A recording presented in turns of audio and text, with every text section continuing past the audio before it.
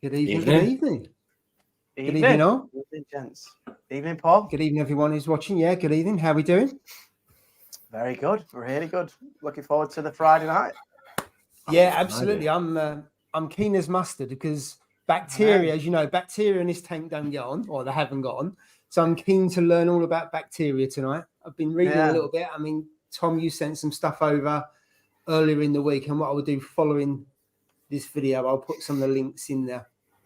You didn't read it, did you? No, you didn't watch it. Tom, you're a teacher and you didn't revise.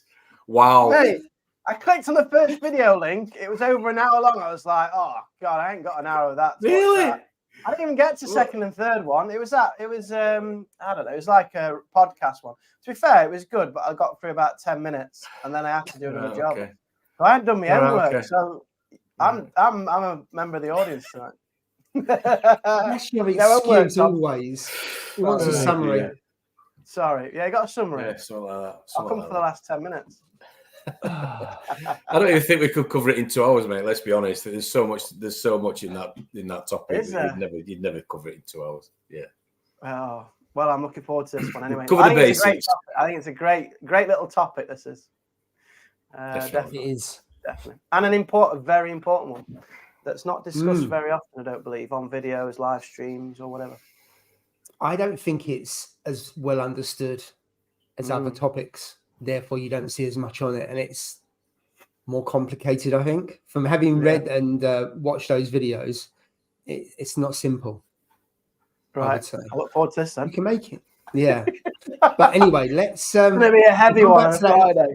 I don't know. It probably won't be if we're involved, to be fair. Right. So we'll do the hellos as we usually do, and then we'll do a little bit of chat, and then we'll get into the topic. So okay. We've got Russell. Hiya, Russell. He was first in the house, which was good to see Russell. Yeah. So good evening to you, Russ. Cottage Reef, good evening to you, and good evening, Stuart.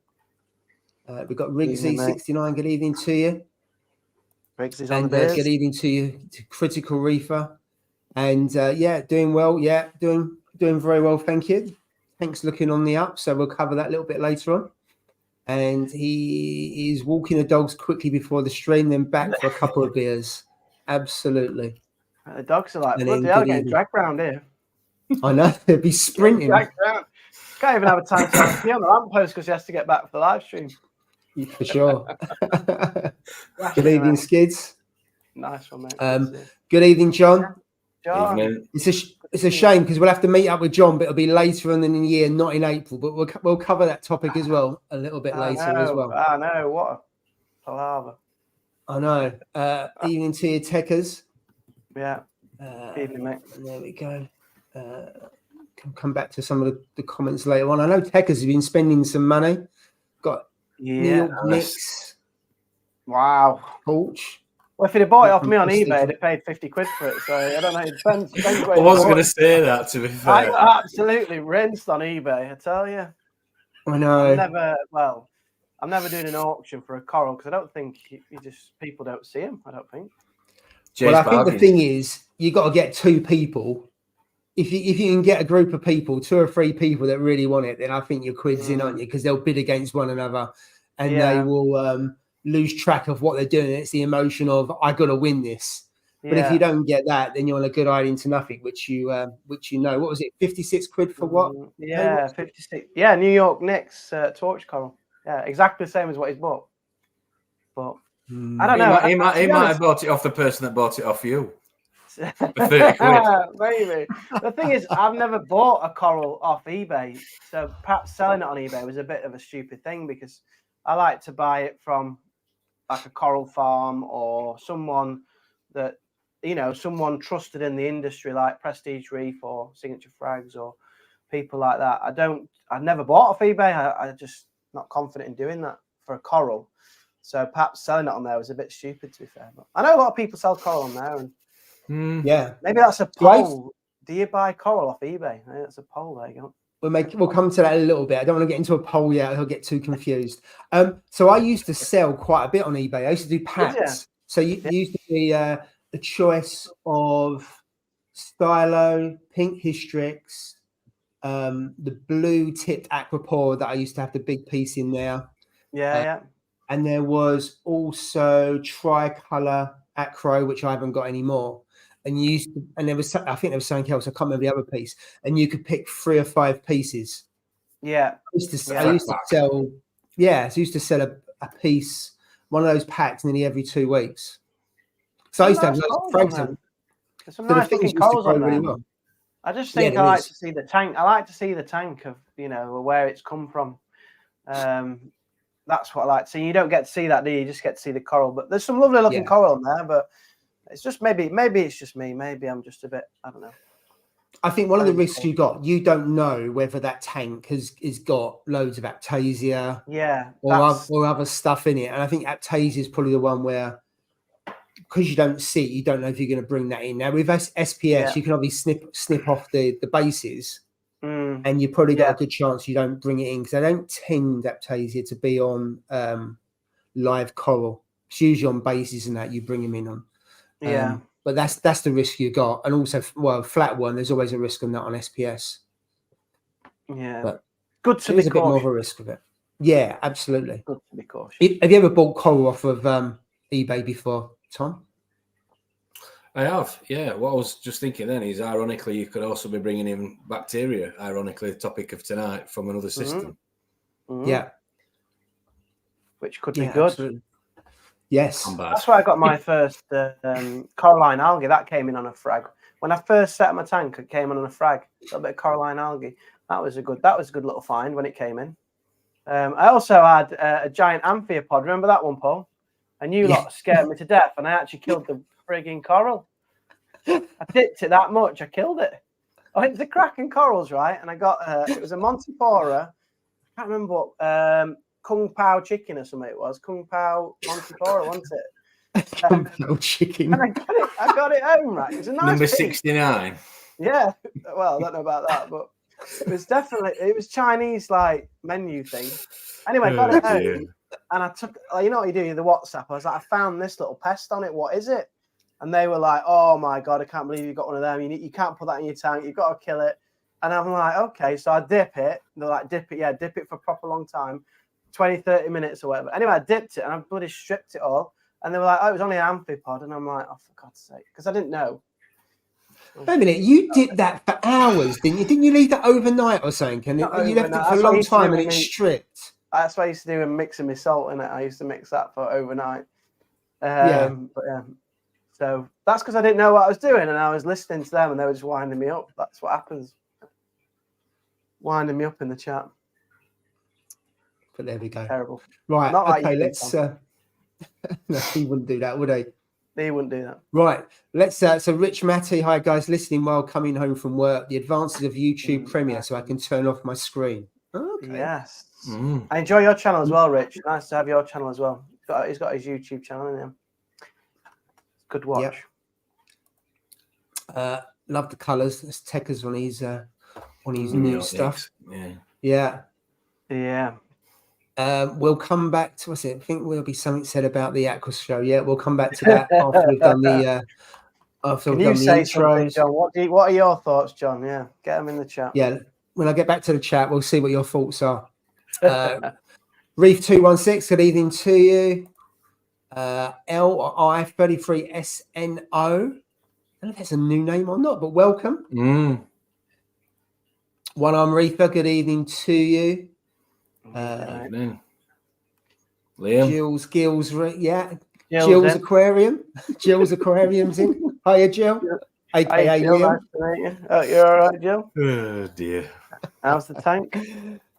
Yeah, absolutely. UKM 120. Big, it is big. Yeah, I've seen a picture of it. Absolutely. Hiya, Scott. Are you well? Evening, Scott. Joe is in the house. Hiya, Joe. Hi, Joe. Mickey boy, good evening to you. And we've got Economical Reefer, regular carbon dose to free the good bacteria, small amount. Hold your horses, keep your powder dry on that one. We'll come back to that. Oh, he's already getting into the topic. Absolutely. Can't stay football's on, Spurs on the box. Oh dear. Oh, that's more easy to watch this, to be honest. Absolutely. Oh, I don't want to watch Spurs, but there we go. Terrible. They're worse than, well, no, they're not as bad as my team. Hi, Woody. Good evening to you. Marek is in the house, so good evening to you. And then Jay, I'll soon be doing just this. It was obviously one of your comments, but not too sure. Yeah, but I'm thick, so I've forgotten what you said. What I said. And I can't remember either.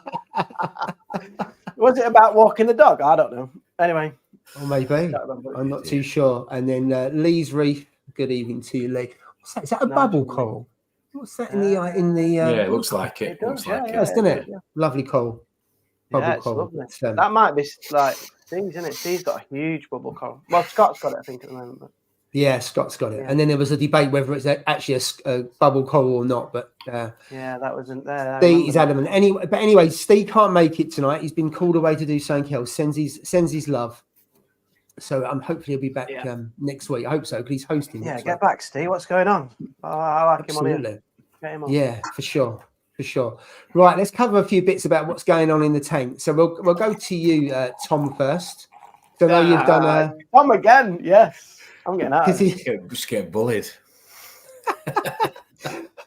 Tom's going to tell us everything that's going on. All his dilemmas. There's nothing much to talk. There's no dilemmas. Not much to talk about. Your orders about all your ordering that you've put in and stuff like that. Or you've been buying stuff, like that's.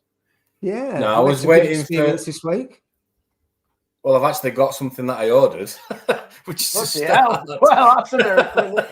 That's a positive. That's a positive. Has anybody else? No, we've finished the Zeolite cycle in terms of the first stage with the bacteria. So, and it's working. Happy days. How do you know? I said to you last Friday, didn't I, that the phosphate had shot up. It had gone up to like 0.15, if you remember. Yeah. And then it dropped to, and then Paul obviously helped out sending me that bottle, and then I got another bottle as well to put me on while I was waiting for the original bottle that I ordered over a month ago that never turned up. But hey-ho. Went down to 0.09 and now we're down to 0.06 today, so I'm happy. It's working. So that's coral already, surely now. That's getting in territory. It is coral already. It is coral already.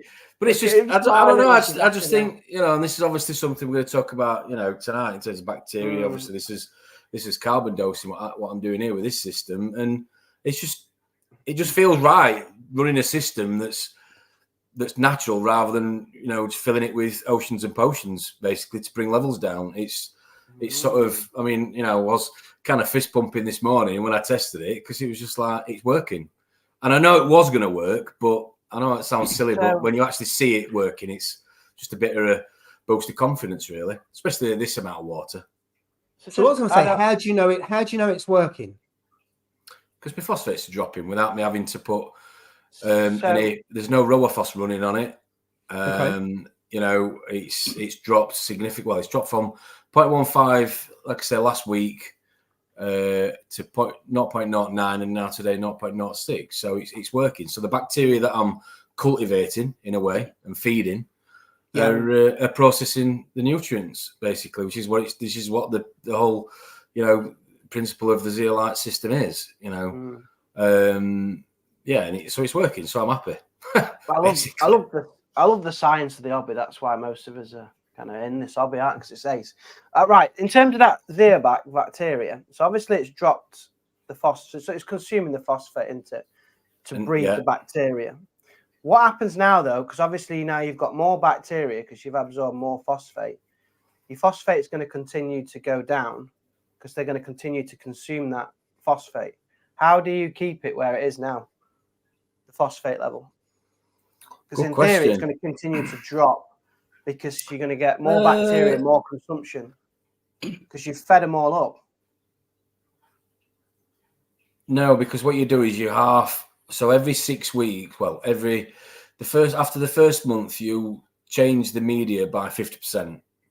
So you therefore take a lot of it out, and then you're telling them to basically stabilize the population. Yeah, basically, and grow over a load more media. And then after a further 6 weeks, you take out 90%, and then you get them to regrow all over again. Repopulate, basically. It's basically recycling. Correct. Yes. I get it now. Yeah. That's the easiest way around it. Wondered how you did it. How you get. And so do you end up having to change? So you have to end up having to change it every month or every couple of months. So you're constantly repopulating it. Yeah, exactly. So the first change, which was today with the water change I did, which is 50%, and then after 6 weeks after that, it's 90%, and then 4 weeks after that, and every month it's 50%. So how much is it a bottle again? And I'm not talking about bottles. I'm talking about media. So it's a zeolite media. Same as what Josh running in his little nano that we talked about last Friday. It's about £10 a litre, and again that's relevant to the size of your tank.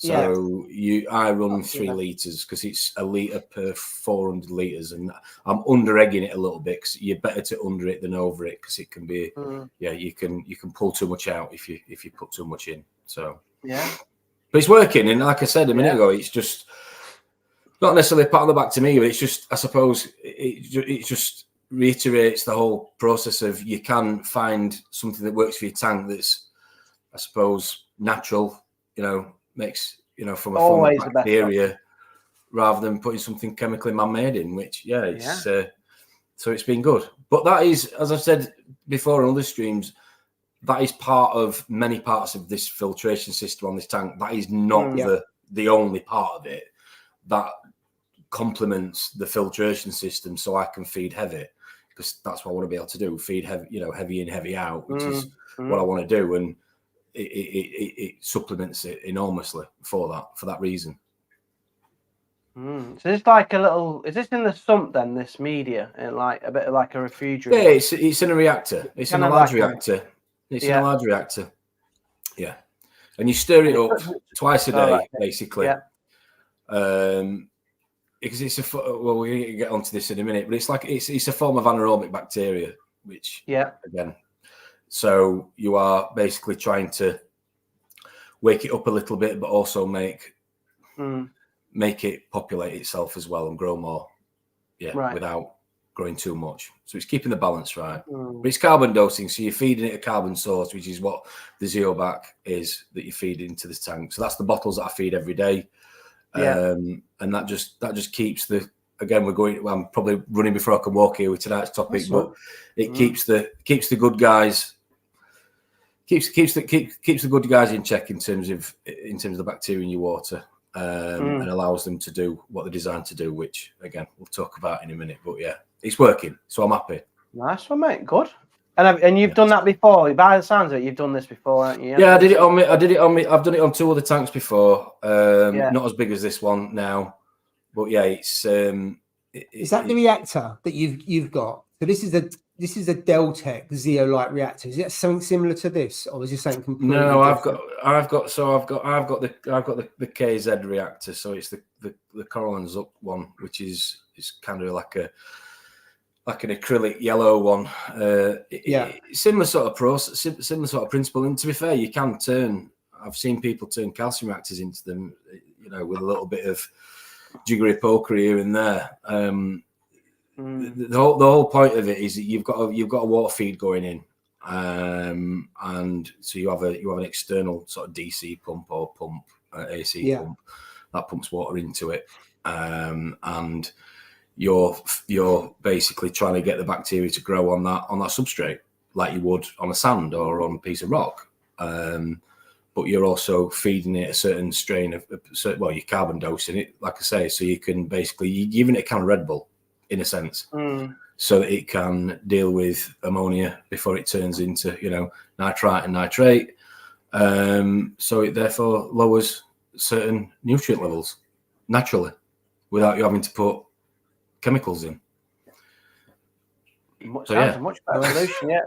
Mate, I'm learning. It confuses a lot of people because there's 2 ways of doing it. You can run. I mean, KZ. They run a lot of different products that are beneficial. I know, Paul, you use Zeobac, Cyano Clean again, but there's so many other products out there that are pretty much exactly the same. They're just branded slightly differently. But for me, as I said originally, when Steve came out to see me, when he came out to look at the tank, I wanted a tank or a system that didn't create a ball ache and a lot of husbandry. Yeah, it takes me, quite a while to do a water change, but other than that, I didn't want to be fighting. So yeah, but I didn't want to having a fight with it. I want to enjoy it. I want to enjoy the hobby. Yeah, absolutely. So especially things like that. If you end up having problems, that's a balls ache, isn't it? Because you can have to do big changes and everything. And I agree what people say in terms of it's easier to control a larger volume of water than it is a smaller one. I agree with that in terms of peaks, and spikes, etc. Yeah. But I'd also sort of counteract that and say, but it's a significant amount, a lot more money and time and ball ache in, doing things with a larger volume of water. So the whole sort of principle behind me running the Zeolite system and carbon dosing was to sort of, I suppose, suppress that a little bit and make life a little bit easier for myself, which is what it's doing. If I can still feed my fish two times a day and 3 times a day on a weekend and keep my nutrient levels exactly where I want to be, happy days. Absolutely.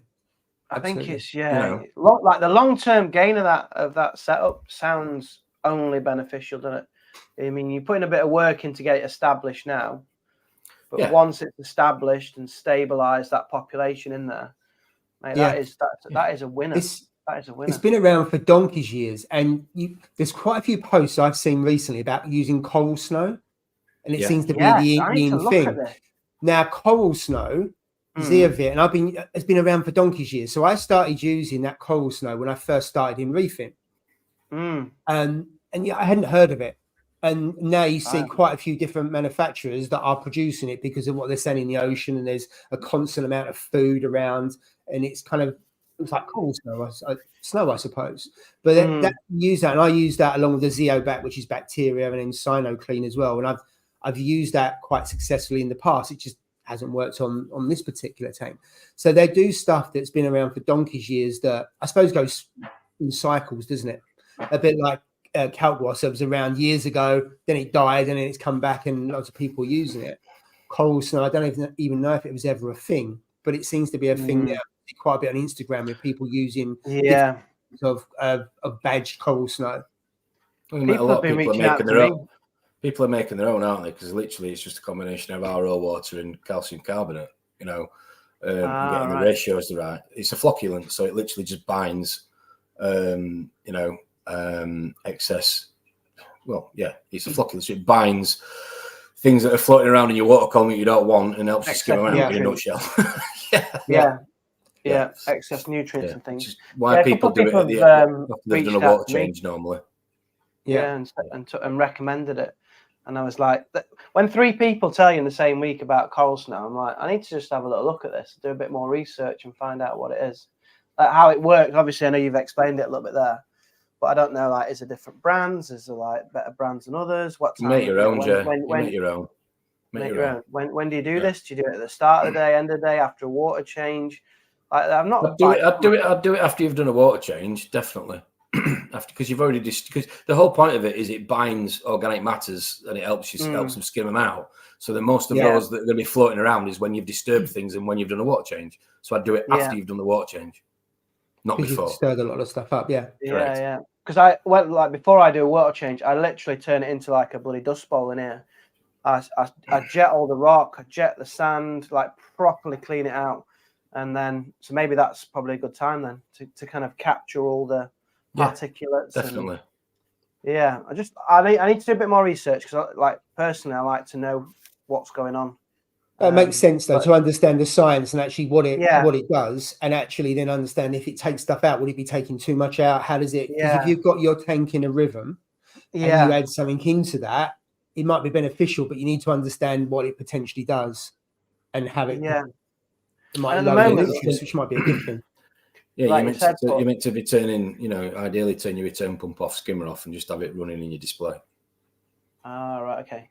The thing is, I'm thinking, maximum. Why do I need to do it? Because I don't have a problem, you know what I mean? There's no problem that I'm addressing here. So I need to understand the beneficial side of it. Yeah. It just helps with water clarity, and also, like I say, it helps bind particulates that otherwise might take X amount of time to come out via whatever other method, i.e. skimming or filter floss. Thing is, though, if it's water clarity, that's a winner because I love, like, the cleaner the water is, the better everything looks, isn't it? Yeah. Like, the corals look unreal if you've got, you know, really clear crystal water. I've got to say, since I've been using the reef mat, and I put a new pump in, so the flow's a lot better now. The clarity of the water in the 170, I haven't known it so good. So I took the filter sock out, I put the reef mat in, but I had the old pump and there wasn't enough flow going through. And I suspected it was only moving about 4 centimeters a roll a day. I put the S2 in, and now it's doing like 25 centimeters, and the unbelievable, virtually overnight, it's just cleared it completely. Now, of course, I've got to watch out because if all that particulates, anything's coming out, is that starving the corals, and other nutrients going to go through the floor. So I do have to watch on that side, because the downside is if that all that stuff's not there to then break down and feed the corals, that could be a bit of a problem. So there is a downside in, I suppose, it's not over skimming, is it? But over filtering the water. Yeah, it's a hard balance, but the cleaner the water looks, the better. But I know sometimes it's not got as much nutrients in it, so then your corals suffer, don't they, basically? Absolutely. But what I will do, if it's too clean, I'll just slow the rate on the return pump, because I don't use the return pump to as flow, because I've got 2 big pumps in there. So if I slow the flow rate on that, that means obviously less water's going through and it catches less. It's made such a big difference on that. I didn't realize how much of a difference the flow makes, which is pretty obvious on the reef mat, and how I was under too little flow on it. The weird thing as well, I don't know, you've used some of that mud, haven't you? The mud. I tell you, weird. It's so clear after it. After about 2 or 3 hours, the water clarity is so clear. I tell you about Livestock. Yeah, similar to that. What one is it? What's the mate that you've got that you sent? The Fijian mangrove mud. And you put but you can't get any more, can you? And it's cloudy as hell for like 2 or 3 hours. And then if you come back the next morning, mate, I'm not joking. I don't know why. Yeah, I've used it before. Yeah, it's proper crystal, the water is. And I don't know how it goes crystal clear when you put mud in it. It just makes no sense to me. But unless it binds to it and takes it out. It has to go somewhere, doesn't it? Yeah. And maybe just comes out and goes in your filter sock or into your into the skimmer. But I've got to say, since I've been using the miracle mud and all that, the corals have never looked so good in this tank.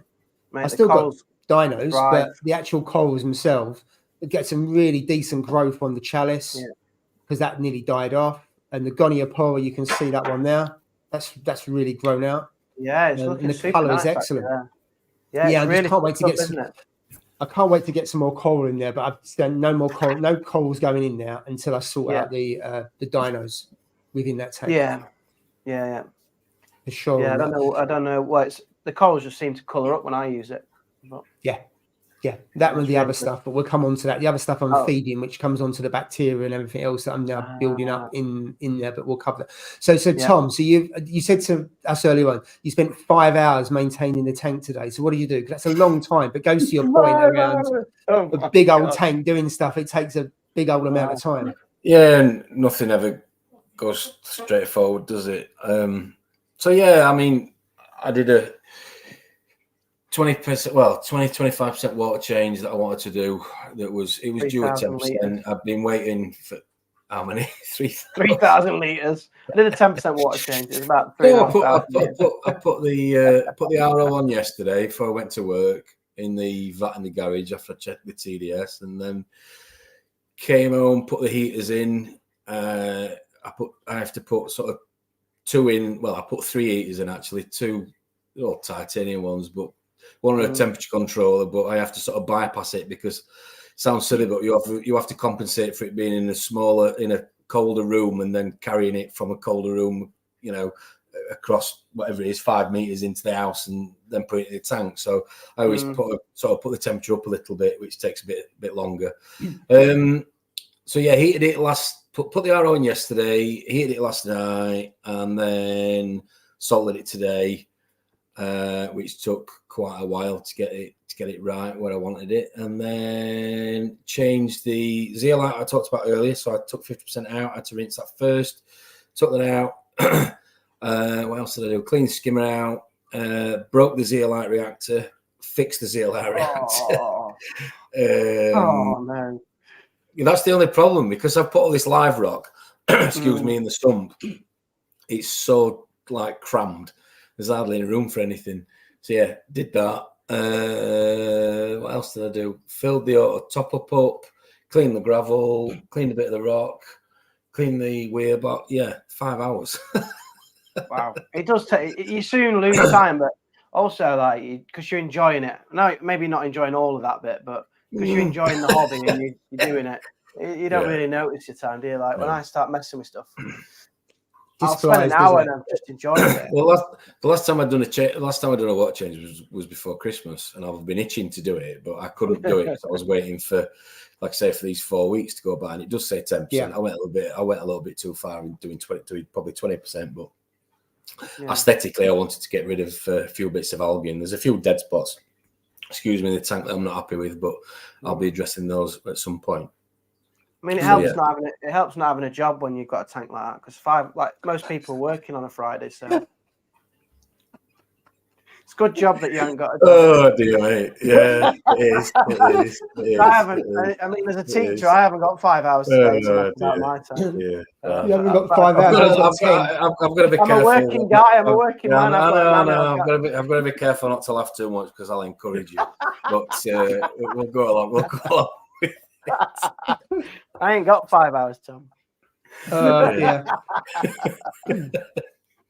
Right. Yeah, sort of that. Yeah. Anyway, but to be fair though, the missus helped me because the only downside to this is with it being a lot taller than my old tank, so it's 700. So the glass, I can't remember what it is in terms of the top of the tank, but you know, with the gravel cleaner and the pipe, you need that second person to make sure that the pipe siphoning stays in the 25-litre drum. Because obviously I use a 25-litre drum, so I have to measure exactly what I'm taking out.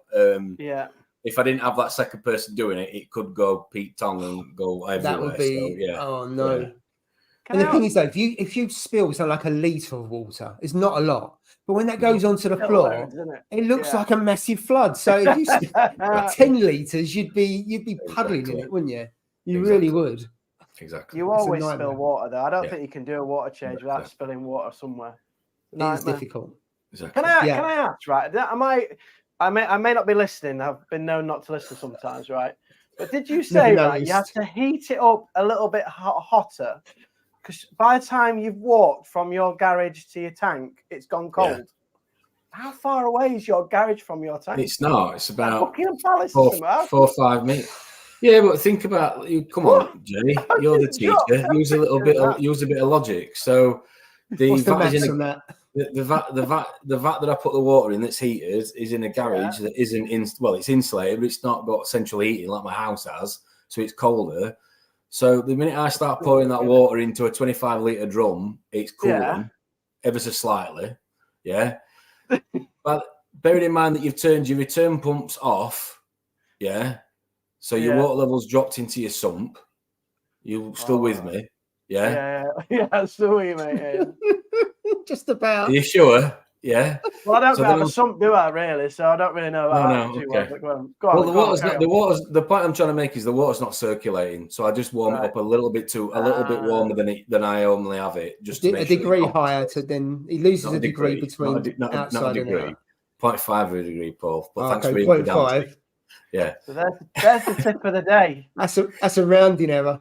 I'm going to use that as a tip of the day. Can I use that as a tip of the day? No, but if you've turned like your heaters on, because obviously if you leave your heater on, it's going to heat your sump, isn't it? And if you've not got any water circulating, it's going to really cook that area of water. If you think about it logically, that's quite quickly. It's not circulating quite quickly, and again, that depends on somebody's tank as to how much that's going to be.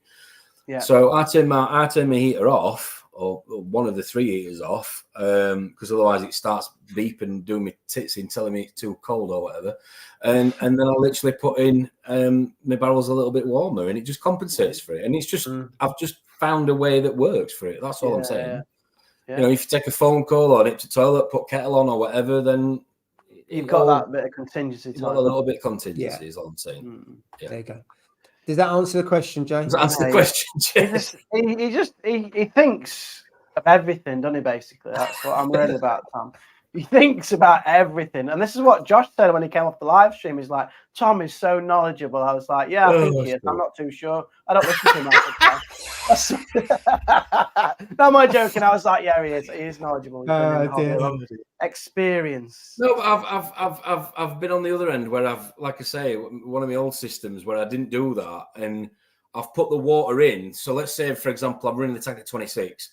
I've mixed the water at 26, but I've messed around with a reactor. I've got carbon all over the place, or ROAFOS, whatever.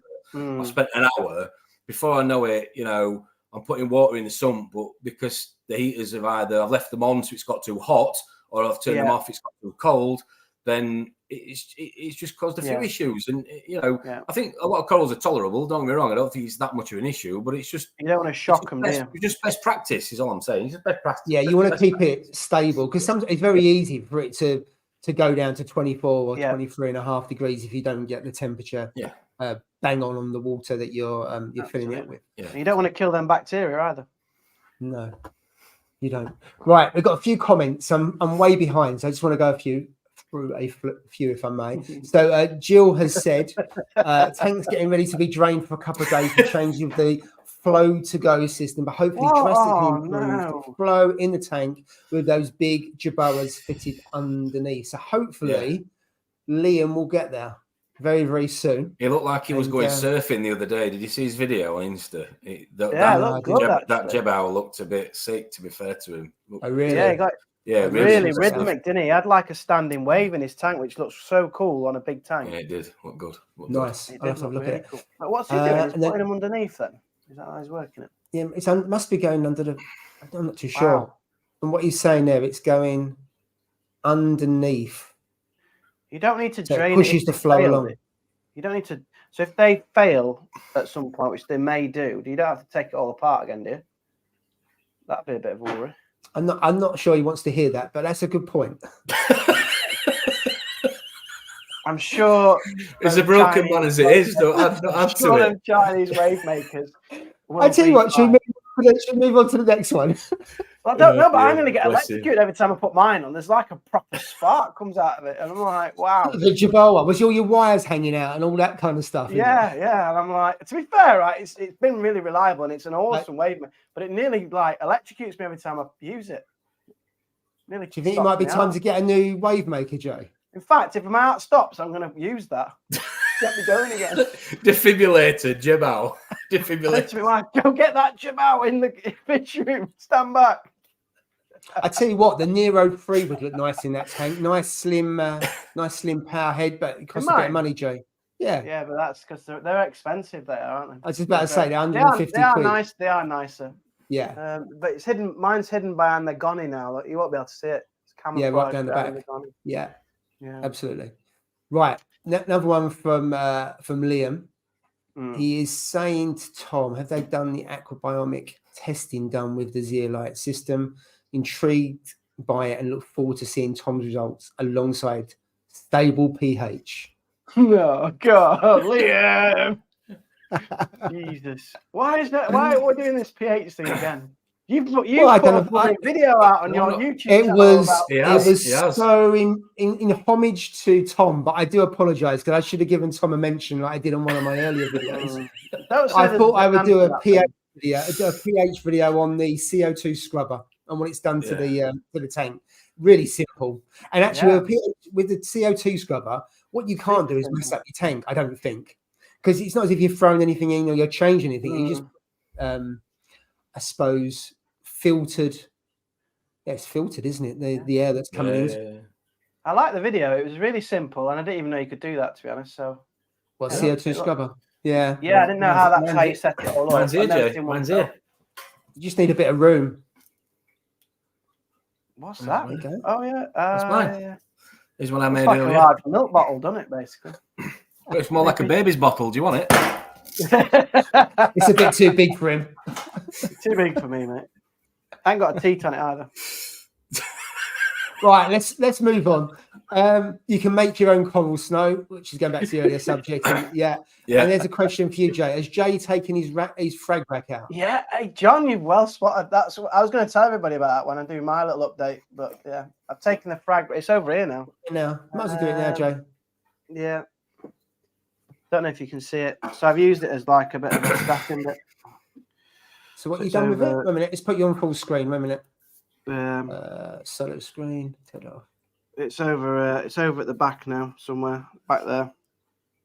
So yeah, just moved it around so the glass is a bit clearer, and it's it's. Just, I can see the torches waving around on the back. Yeah. I don't like frag racks, as everybody knows from when I talk about them. So now also on a small tank, they stand out a lot, don't they? Yeah, and I've done a couple of like Instagram posts recently. I didn't want it in the post because it just doesn't look natural, does it? So I was just like, get it to the back. So it's right here now. So I can grow my corals at the back. I've got and then I've got this kind of clear glass. And now the scape goes kind of, as you can probably tell, I'm trying to. It's cleaner, isn't it? Yeah, and that perfect profile up to the corner. So I like it where it like profiles up to the corner. So the Gorgonian is really high up now. To be fair, it absolutely like laps up the light and the flow. It loves the flow and the light. So that's right at the top. And then everything else just comes down really. I've still got stuff on the sandbed, which is a bit annoying. That's like when I get my next tank, I'll never have anything in the sandbed really. I like it clear like Tom's. I just like a clear sandbed. It makes such a big difference on the floating aquascape because I've got nothing, just the sand. If I end up putting something on there, like a coral might just rest there for a few days. Maybe the whole look of it completely different. I think but it's so easy just to put corals on there, and before you know it, the whole thing just looks a complete jumble, doesn't it? Yeah. All my favorite tanks on Instagram, they've not got anything on the sand. They've got like little things lent up against the base of the rock work, like your rock flower nem or your mushroom, like hugging the base, which I think looks really cool. But they don't really have things just sat on the sand. And I think when you've got that like perfect expanse of sand, I just love it. It's like being in the ocean, like you'll just when you just see those expanse of sand, then a little rock with corals and stuff. It just looks looks awesome. I know what you mean. The other thing I'm putting in here, which is just because I've just got the right sort of amount of space, I'm just going to put 2 clams in because I've never had clams, but never kept clams before, so I fancy it. Yeah, they do look nice actually. Yeah. Steve had a really good clam, didn't he, at one point? It was huge, wasn't it? There's a question that I won't put on screen, Jay, but while we're talking about your tank, do you still have the sun coral? Yeah. So is that NG? Yeah. NG's the last comment. The answer to that, mate, is no. So basically, that's one that I failed with. I don't personally. I struggled to feed it because as soon as I fed it, the hermit crab, the shrimps, the fish, they just all rob the food from it. And I don't believe it's got a central stomach like things like torch and stuff. Like each polyp needs to be fed, and I couldn't feed them without the food being stolen. So basically it died, and I'll never get another one. I think if you've just got a coral only tank, it'd be fine. It'd be perfect. And in fact, it was one of my favorite corals. But if you've got shrimps and fish and anything that's just hungry, even no matter how much I fed them, they were still taking the food off of it. I started to try and feed it in like pitch black in the night when everything was sleeping, but that still didn't really work. So. The shrimps still come out. I had a sun coral years ago, and I ended up giving it away to someone because the shrimps were just all over it. They were just nicking all the food. I even tried putting a cup over it while it was feeding. I just thought this is just too much of an ache, so I ended up giving it away to someone. That was years ago because it was just I didn't have the knowledge at that time to really look after it. I think. Those people who've got, if you've got an MPS tank, then I think that's okay because you've got to do it for all of it. But they're not the easiest to look after, are they? I mean, the frustrating thing is, it wouldn't have died if I didn't have my other livestock. It was the fish. Like it's not the water parameters. It wasn't the flow. It wasn't anything like that. It'd have been still here if it was just on its own. It's just I couldn't feed it without everything else nicking the food off of it, because it's quite a slow response in terms of feeding it. I'm absolutely gutted. They're amazing. They are awesome, but they're lovely, aren't they? I couldn't do it with livestock in there.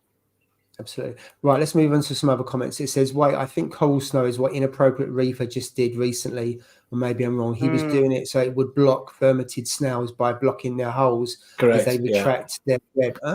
It does. Yeah, it does. There you go. That's I've never used it. I've never used it for that, but yeah, I've heard that. That's you've got vermeted. Yeah. Good idea. Yeah. Okay, that makes total sense. Just going to do a little evening feed. And there's a question here about, a comment. Dip your toes into ozone, Jay. I've got to say, having seen the 52 weeks with BRS and all their tanks are fitted with ozone, I must admit, I'd like to look into it. I don't think I've got a tank that I'd want to put it on at the moment. But that's supposed to really. You're gonna do ozone, Tom? No, because it counteracts with the Zeolite system. Oh, does it melt everything? Yeah, it kills. I'm not. Yeah, it kills as good as it kills as many as the good guys as it does the bad guys that are in the water column. Which kind of makes sense, because it's not going to say I'll ignore you and I'll have that, does it? It's just it's like it's like running a UV but on steroids. Which does, yeah. Okay. And UV kills your bacteria, so that's not ideal either. Which is why I've opted not to. Well, only certain types, but makes don't sense. Kill pathogens. Jay, there's a question here about. Read it to me. I can't bother. They're going to summarise. Right, not sure if someone has asked before, but do you change the light spectrum for the live stream? Doesn't look like the LPS soft template. Yeah, mate. Yeah. So I always change for the live stream. Otherwise, you wouldn't really see what's going on. So this is purely just for the live stream. Yeah. I've got a Radian Gen 5. I run the LPS template, the standard template at 52%. That's what I run it at. And I don't change anything, just run it at 52%. Plug and play, because I'm a basic reefer. I trust them to give me a good setting, and then just run it at that. Then the the Reef Brights come on for 3 hours, 4:30 till 7:30. And they don't turn up or down, so they're just on. But yeah. Yeah, so it's mainly blue mine runs up. I think that's the good thing about Radiant. You can just set them up. You can use the templates, do the intensity. You don't have to mess with it. If you want to change all the parameters, you can all the spectrums. But you know, with those AB plus, or I think they are the templates, aren't they? Whether they're mixed reef, whatever it is, and then you can just let them go, and they'll grow really, really well. The templates are excellent, I think, on the Radiants. Yeah, they are really good. I've got my torches in there, and on the LPS template, they're just very happy. And the only thing I've ever messed with is the intensity, like by 1 or 2%. I change it up and down. I never changed like the cyan or the red or the white or anything. I never touched that. Yeah. The spectrums, I just changed the intensity. And I think I started about 40 when I first set it up, and it's gone up to 52. It's been 52 for, I don't know, nearly a year now. And I just leave it there. But yeah, I can't agree more. Those Mobius templates, for someone who's like, if you're a beginner, just go with that. They're brilliant. They're absolutely brilliant. The templates have been around for years. When I started, they were there. So you're talking about on the Gen 2s. Yeah. And that's nearly 10 years ago. So they're well disco. There used to be some serious disco on the Gen 2s. What is that all about? What is someone just taking the pee with that setting or what? I don't understand. I've seen the thunderstorm one. That's you got the disco as well. It's not good for the light for the fish. It must scare the EBGBs out of them. I know. I think that. Like, what if you've got an epileptic? The amount of times I threw my reef link against the wall at my old house, honestly, because I couldn't get it to talk to my Gen 2s. It used to be the Mobius app used to be a nightmare until that's about nothing a year compared to Reef Link. Reef Link was horrendous. At the front of the lights was a USB, not a USB, like a micro thing. Yeah, you would plug the cable into your light, into your PC to program it. Seriously? it wouldn't work on Wi-Fi, even though you had a reef. You had to put an Ethernet in, didn't you? Yeah, Ethernet. Yeah. Oh my God. And when you first started out, I mean, it was great lights, and I've still got the Gen 3s. I never touch them because I've still got the Reef Link, but sometimes trying to connect is a nightmare. Please give me a blue. Please give me a blue ring on my Reef Link. Please give me the blue ring. Is that the same year that you get this like you just get this green and red sort of thing going around forever? Oh, it's been a nightmare. Don't miss those days. As the technology the changes came out, by the sounds of it. You two are really old. You know, you're showing your age here. Thanks, Jay. Hey, that was like the thing to get when they came out. Reef Link. Yeah. They were like £100 just for a Reef Link. Never mind the line. You should do that as a live stream. Can you remember when sort of thing? Yeah. I mean, mine don't go back very far, but you boys, you can go back to not that far. I'm only about 10 years this year. Tom's been a lot longer in the hobby than me, but I would say. It changes a lot in a decade. Oh, it has. Yeah, absolutely. Right, I've got a few more comments. So this is around crystal clear water. Like many of the most important food for corals, particulates, phosphates, coral uptake. That's a really fair point. If you've got really crystal clear water, what does the corals feed on? So it's a trade-off, isn't it? And it does concern me a little bit that I'm over filtering the water in one of the tanks, but I'll have to say, but I can resolve it by reducing the flow. But it's a fair point. Really true. I've been testing the Aquaforest Life Source mud, put it in the sump though, and half the dose recommended. Seems to help with bacteria and making the corals happy.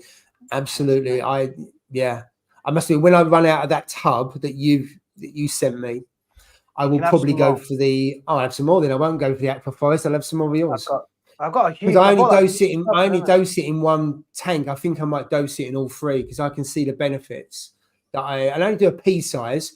I put it in a pot of water, mash it all up, and then just stick it in the back there. I mean, when I put it in the sump, I don't mash it up too much, and I just throw it in the sump because I know it will just dissolve. It came from Scott. We know when I bought my chalice. Yes, the rainbow chalice. He swears by it, and he was the one that said, right, if you've got your chalice, feed it this, and obviously. It felt like just the coloration. I don't know, like the corals just really pop when you have it and you use it. It's really good. Really it's meant to enhance. It's meant to enhance the microbiology, isn't it, in the tank? I think that's what it does. I think if the nutrients are crashing, it's a must as well.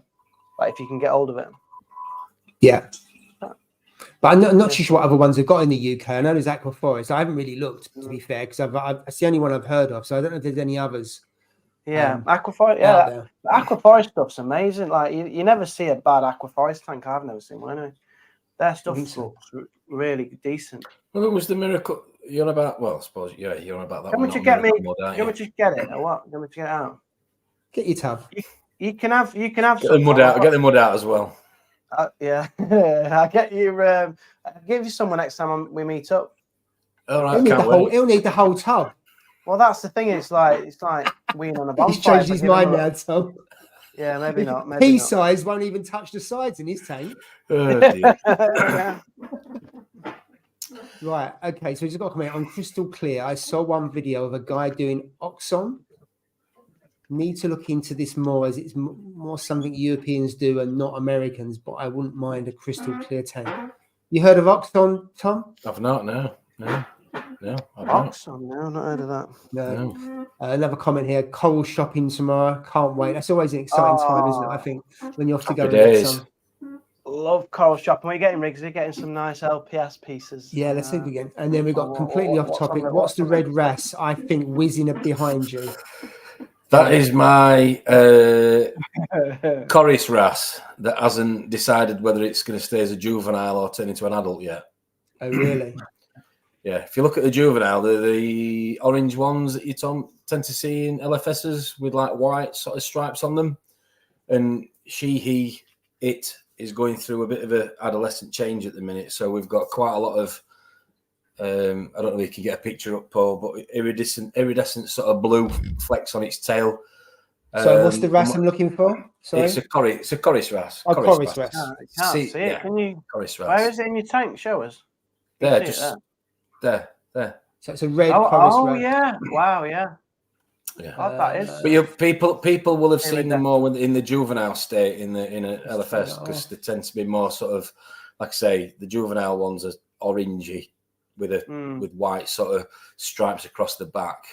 Is this the one, Tom? I put in red. That's adolescent. That's what she's changing into. Yes, that's what she'll look like. But at the minute, she's a lot more red because she's still in a bit of a teenager stage. Let's just call it at the minute. Yeah. Yeah, let's see if they've got the teenager one there. Nice fish, that is, Tom. Would it be I've got some nice fish. That one, that's the one. No. When it comes out like that, it's just a little thumbnail of it. It's got red with white. Right. I can't find it. Let's have a look at, I'd have to look at images. That's one. It. There you go. There you go. That's what she looked like when I first got. That's when. That's lovely, isn't it? And then if you go across, Paul, to the one next to the white one in the middle of the screen. Oh wow! Yeah, there you go. That's what she's starting to turn into. Like a peacock wrasse. That beautiful. A similar coloration, not coloration, pattern, isn't it? Just very similar. Yeah.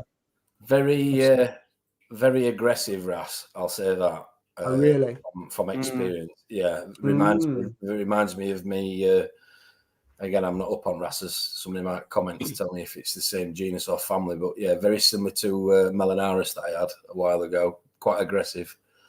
I've got a couple of hermit crabs from my old tank that a friend of mine was saving to bring here.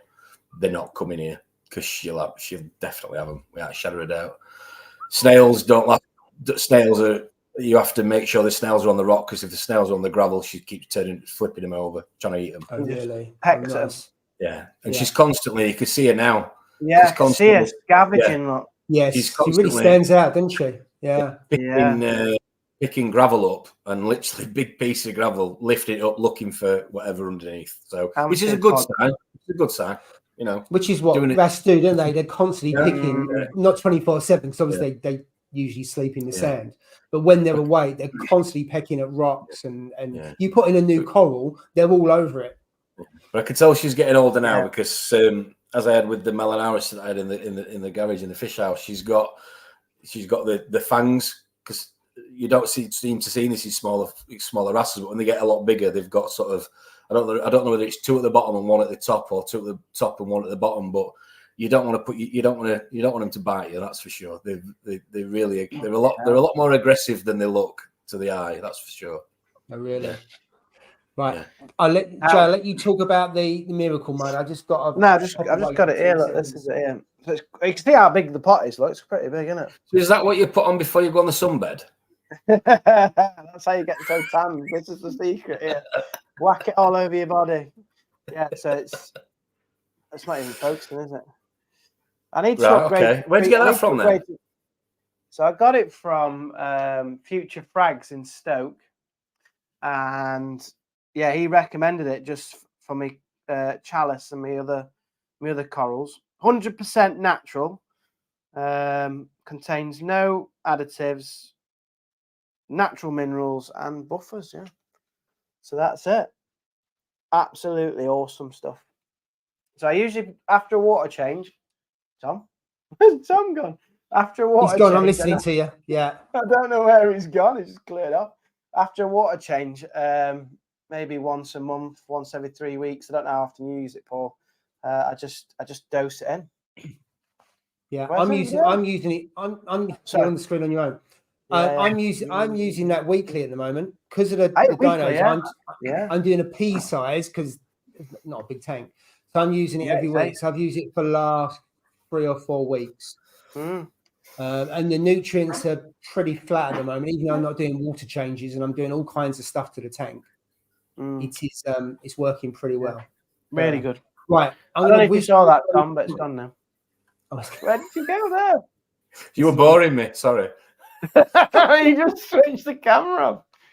Switch the camera off to have a beer or something. I had to plug there we go. Right, so we've got a couple more comments and then we're nearly up to date. So Liam is saying he's done a very short video explaining how it all works on the YouTube channel, and they do a better one to show off the amazing sump setup once the cabinetry is. Oh, has he got a YouTube channel? I didn't know that. Looking forward to it. Did you know he had a YouTube channel? No. I didn't know. Send us the link. I'd like to have a look Speaking at of that. YouTube channels, Paul, eh? Oh yeah, quite timely. Quite timely. When's the premiere video? Yeah, You must have a really big bank now of videos. You said you built. He must have done at least 10 by now, mustn't he? All lined up, ready to go. This is at the start of this. Anyway, it's coming in this year. Yeah, it's leap year, so we should get it. Leap year. Right, there we go. have damaged my 2 Gen 6s, XR15s. Oh yeah. Oh yeah, talked about last week and getting the insurance claim on it. And then the 2 Gen 4 XR15 seem to look the same. Don't say that. In terms of the light spectrum. I mean, the 4s are good. Steve raves about the 6s, doesn't he? No, and the spread's better as well, isn't it, on the 6s compared to the 4s? I'm not having a lot of people have those 4s. So I know Christian's got the 4s on his I've got 4 coral farm. Still got 4. Fragbox, March in Fragbox in his coral farm, he's got the 4s still. You've got the 4s as well. Well, I've still got a 3 that's over 8 years old. Corals love it. Well, the corals are growing, so I can't complain. I mean, to be fair, they're not aquapore or anything tough like that, but I'm only running it on about 45%, and the corals seem to be loving it. And that's the 3. So definitely a good light, that force, the series 4. Yeah. I'm going to come back to that comment about the mud and you cycling the tank in a minute. We're nearly at the end, then we can move on to our subject. Drippy's decided to join us in between the football. Drippy. Isn't it? He's a bit flaky nowadays, and he used to be like on all. He just comes in, goes out, watches Spurs. Is he watching Spurs? Is he? Yeah, I don't even know the players. Man City. Oh well, they must be losing. Surely. Anyway, I'm not going to give him any airtime if he can't be bothered. Right, we'll move on. Oh no, it's 0-0. Oh, Cole's back as well. Oh, that's a board draw, isn't it? 0-0. 0-0. Exciting game, isn't it? Yeah. Free the crab. That's going back some time. Wow. Carl, mate, that's good memory. That is. Free the crab. Yeah. Ross, get yourself back on. Absolutely. John said, is it better than the ecosystems mud I use in my sump? I don't know. Probably not any better. No, it's probably just as good. They're probably similar, I would say. Yeah. And then just got another G6 XR15 for the DD, fitting it as we speak. Oh, nice. What a setup that is. DD tank, which I absolutely loved. I told someone messaged me on Instagram, they were talking about tanks. So like, if you're getting like an off-the-shelf tank, what would you get? I was like, I get a DD tank because it just looked the best. And they were like, oh, I've not really thought about that one because I just think they look amazing. And then obviously the Radian lights as well. That's a nice setup, guys. Yeah, absolutely. Man. Definitely. Yeah. Nice. And I think he's got the 900 as well, which is the same size as mine. Yeah. So I've got 2 15s on the 3-foot tank. It's perfect. But then mine are about 18 inches off the top of the tank, so you get even better spread on that. Yeah. And again, the corals like it. But then again, I haven't got any corals that are really light hungry, I suppose, at this stage. Right, let's move on to. I was going to ask if there's anybody's pre-ordered, just because you're talking about tanks, anybody pre-ordered the new Max Nano XL? Because that's obviously on pre-order now, isn't it, for February? Is anybody getting? I saw that, yeah. XL, whatever it is. So I tell you what, should we have a poll? Let's have a poll. 1 minute. Nothing like a poll, Paul. A poll. That's it. Is Clive the best fish in Tom's tank? Yeah, for sure. Done. I would do a poll if it wasn't frozen. 1 minute. Knocking him out about. He's over that side now. Yeah. They all think they're going to get fed again, Tom. You're not doing any live feeding today. Just get them fed. I need a beer anyway. I'll get a live feed on. You go and get right. So what's? You see him? Look at them all off. You can definitely see you so clearly through the glass, like mine. As soon as you walk in the room, you get an instant reaction, don't you? Like a dog. You know, when you come home from work and there's a dog waiting for you. There you go. Like so the poll, Jay. Would you buy the new Red Sea 125 litre Nano? Ooh. That is the poll. Well, I can't see the poll yet, but I'm sure. Start the poll. I'm just starting it. So would you buy it? Were you asking me now? Would I buy it? Well, I'm asking. Yeah, I'm asking you, and I've put a poll up as well. So I mean, you could take part in the poll, but I know you struggle with that. So I'll take part in the poll, and then once it's finished, I'll say what I put. Oh, okay. Because I'm watching Tom feed his fish anyway. Wow. I'll let him feed then. I'll just go for a couple more comments.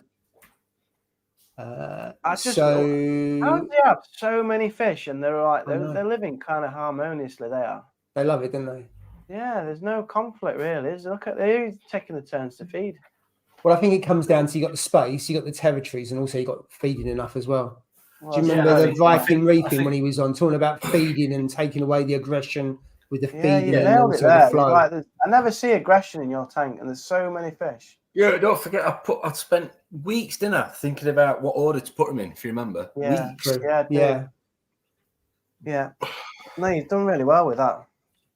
They're just it's a very harmonious community you've got going on. Fish community. Right, so at the moment in the poll, it is 50-50. Oh, I like a 50-50 We've got a split decision at the moment. Ooh. What was the question again? Sorry, what was the question? Would you buy the new Red Sea 125 litre max nano tank? Whatever it is? I wouldn't. Yeah. Well, Jesus. But why wouldn't you, Tom? So I think it's way overpriced for what it is. I'd buy a second-hand tank, fill it up with corals, all the kit, and save myself a few £100. That's what I'd do. Ooh. There's too much out there second-hand to nose at it. I think there is a lot of good second-hand stuff. Yeah, you could be right there, Tom. Yeah. But like as a beginner, you know what I mean? But you're gonna want, if you get the bug, you're gonna want a bigger tank. So then you're gonna end up buying another tank. Yeah, but like you say that, but a lot of people are downsizing now. I think if you've been in the hobby a bit, I think no. I'll give you that. I think if you've been in the hobby for a bit, you know what you're doing, and you want something that's simple and a nice nano, then you've got the cash. Fair enough. I just think that in this day and age, when people are trying to save money for what is it, £1,100, you could spend a lot less than that and get a bigger system. Second-hand. You could, but then it requires more knowledge. You've got to kit it out as well, haven't you? Yeah. But you've got room to grow in the hobby, haven't you? Yeah. Each to their own. Absolutely. That's just what I'd do. You can make a very nice reefing one, I'm sure. Definitely. Definitely. And I'd like the extra bit of space. It's almost. I just don't think there's. I know you get the light with it, and is it the light you get with it? Yeah, you get the light, you get the skimmer, return pump, the filter sock. You get an ATO, which is a bit naff, the manual one, but you do get it. So you get all of that kind of kit. You get some carbon. So you've got basically you need to buy the heater and then the usual stuff that goes in the tank. I think you need a power head. I know. You do need a power head. There's not enough flow. I'm thinking of adding a second one on mine because I'm not convinced I've got enough flow in mine. No, you need so I might add another. I think I might add one this side. I just don't think I've got enough. You need two in mine. I've got two in mine. Well, I've got three because I got a return and then two others. Yeah, the return's good. It points up and you get enough variation on the surface, so that's fine. The Nero 3 does one side, but it just loses a little bit as it goes around the other. So I think you can see I can't put another Nero in because I can't fit it in. But I might get a Tunzi. I'm not getting an MP10; it'd be too ugly on the side. But I can put a Tunzi or something just down there. On the side glass, unreal, but they're not very pretty. I mean, look, you can see mine there. It's not. It's going to win no. Hide it at the back. Hide it. Right. But they're amazing pump. But I have three, and they all point at the surface in like towards the middle, and then when they're all on, it's literally just like all over the gaff. Yeah. Turbulent flow, Tom. That's what it's. Right. I'm going to end the poll. Wait, got 30 seconds. Anyone hasn't voted? It's 50-50. I don't think we've had a 50-50 before. We've had it close. We've never had a 50-50. Like Tekka said, it's a 170 with makeup on, basically, I reckon. That's what it is, isn't it? Fair point. I think the only advantage on the Nano compared to the 170 is you can hide all your stuff in the cabinet, which is what Steve said. Last week. But you got more water volume, so arguably a bit more stability. And the other thing is, in the 170, you got a weir that's in the middle. It's a bit ugly, whereas this you got it completely clean. Yeah, so I just think I get what you were saying earlier, Jay, about it being for people starting out in the hobby, but I think it's slightly misleading because it's like we're going to give you the tank, we're going to give you the light, we're going to give you the skimmer, but you're going to need a return pump, you're going to need a heater, you're going to need a power head, you're going to need live rock or ceramic rock, you're going to need sand, and it just gets out of hand. You're going to need money. I know what you're saying. You can do, if you've got a bit of knowledge, you could achieve the same goals for a lot less money.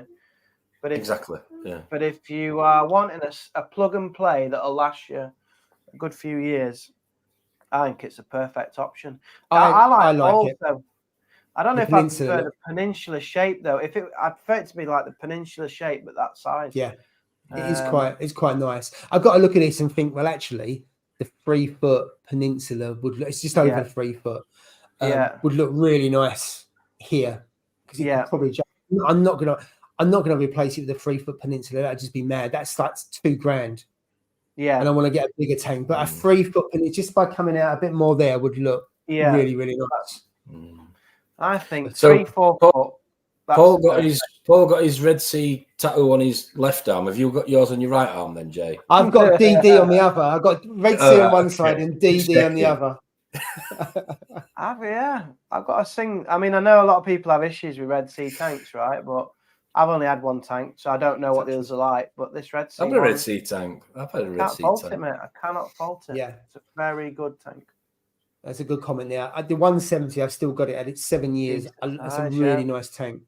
Steve started off with the 170 as well. So I think it's a really good tank because, as I said before, you got the sump. Good size. You can put stuff in there. If you want to put a reactor in, you've got more space to do stuff. Yeah, which is good. And bigger is better. It is. It's also a lot more expensive, but absolutely, I agree. We said before Christmas we did a stream, didn't we, on the perfect tank? And what did we all agree on? 4 foot? No, I think it was.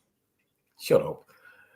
It was 4 foot. You're showing your age. I think it might have been 4 foot. Yeah, it was 4 foot. I think 4 foot is the best compromise. Yeah. I think it's a good size for the volume of water and also the choice of fish. Yeah. You still got to be careful because 4 foot is still not big enough, but you can have a nice number of fish. You can play around with the hobby, can't you? And see, you can play around the hobby and see what you like and what works for you, is all I'm saying. And also, didn't we say like things like the lighting is like set up for 2 foot? So 4 foot, obviously, even numbers, I believe. Yeah. So because on the 5 foot, I had to have 3 lights. Because 2 lights weren't enough. Now, if I had the Gen 6s, it might be on a spread point of view. But of all the tanks I've had, so I've had the Nano, the 170, which is a 2 foot, the 3 foot, and I've had the 5 foot. The 5 foot was the easiest to run. Yeah. Because once I've dialed it in the stability and everything else, it just run like clockwork. But you have to buy 6 foot of lights to run on a 5 foot, don't you? Yeah, but I bought it secondhand, so I had everything came with it. I didn't have to buy else with it. It all just come. I got you shouldn't go on numbers, should you really? Why? Because that's what they say, isn't it? What's yours, Tom? What's my what? See. What is yours? Is yours 8 foot? Yours, isn't it? 9. 9.2. 9 point. Wow, that is. You can't even buy off the shelf at 9 foot, can you? You got to go custom. 9 foot. Yeah, exactly. But what I would say is if I was to have another tank again, I would seriously consider a second-hand tank. I would, depending on the age and the condition of it. I would. You've got to have a concrete floor. You've got a concrete floor. Yeah. Yeah, I'm going to say you must have. What are you looking so confused about? No, I'm just like, you can't have a 9 foot tank without a concrete floor, can you? Or loads of supports. You could brick it underneath. Jesus. I mean, how much is that weighing there? It must be about a ton. A lot more than that. I'd say it's more than that. More than a ton, yeah. Enough. More than a car, basically. Possibly. It's a lot. It's a hell of a lot of weight, though. Anyway. Well, if you think about the volume of water that's sitting there, and then the tank's going to be a bit heavy as well. It took. I don't know. How heavy is the tank? It took 5 of us to lift it in. Yeah, 4 or 5 of us to lift it in on dollies. Yeah. There you go. Mick's saying 1.8 tons. Yeah, he didn't lift it. He just watched and sat on at KFC. Wow. I remember the day. Wow. Must have to have like a little No, hydraulic thing. It did, to be fair. No, it was. Yeah. It came. What did we bring? We brought it in on a 7.5 ton, I think, with a tail lift. That was fun. Anyway, it was. Wow. That's concrete, but he's having a concert underneath his tank. That's no concrete. Lee was got Steve's corals, isn't it? Ooh. Yeah, absolutely. How did he not? Oh my god, I'd be worried sick. I mean, his tank looks unreal. He's done a video. He's done like a little bit of a video reel, hasn't he? And now on Steve's, his tank is just unreal. It's so superb, much coral. So much coral. Absolutely. And then we've got a comment there. We're going to win the 110 million lottery. Oh, is it tonight? I'm not on it. Yeah. I've missed that. Nice.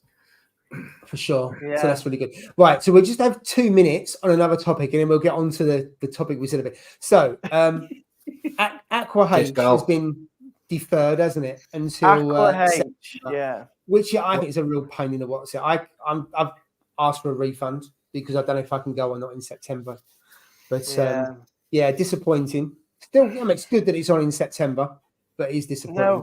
Well, it is and it's not, isn't it? That's the issue because, on a live stream about, maybe 4 or 5 live streams ago, when you've been pressured by Drippy to say when you'd like to do Love to Reef, and you said September, and I thought, right, Aqua in April, then we've got the lovely summer, holidays, all that sort of stuff. Then Love to Reef in September. It kind of like those two where they were positioned, it kind of perfectly broke up the year, gave you that opportunity to meet people and stuff like that. And I was just excited for both of them. But now, obviously, it's moved into September. So my question to you, Paul, is, I'm going to put you on the spot.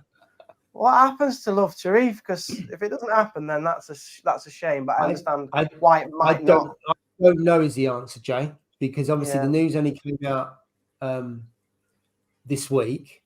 Yeah. So I'm going to have to do some thinking about is it doable to do an event before the summer? Yeah. Because if I look at what I did for last year, I started that in December for May. And if I do another one, it will be bigger than the last one because it will hopefully grow. So I don't know if there's enough time or not. So I don't know is the answer to that. Yeah. And also, it's a couple of months I've got quite a lot on. And when I do a show, it just consumes so much of my time. So I don't know is the answer. If I can, I will, but I don't know is the answer. I'll make a decision probably in the next couple of weeks because after a couple of weeks, I'll time out. There won't be enough time to do something. Out of time.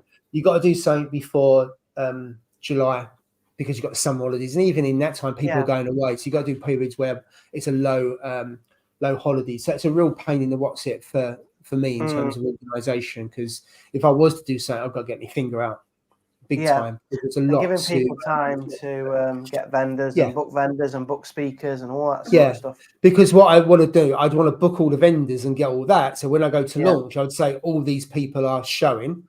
So people know what they're doing and what they're booking. Because so just to launch something and people don't know what they're going to, are you going to really book tickets? You're not, are you? Yeah. Or you will, some will, but I wouldn't. I mean, it's I've been to Love to Reef, Tom. Honestly, it's absolutely incredible. It's a great event. I think there was tipped over 100 people, which I know doesn't sound a lot. But we topped out at in the end there was 120.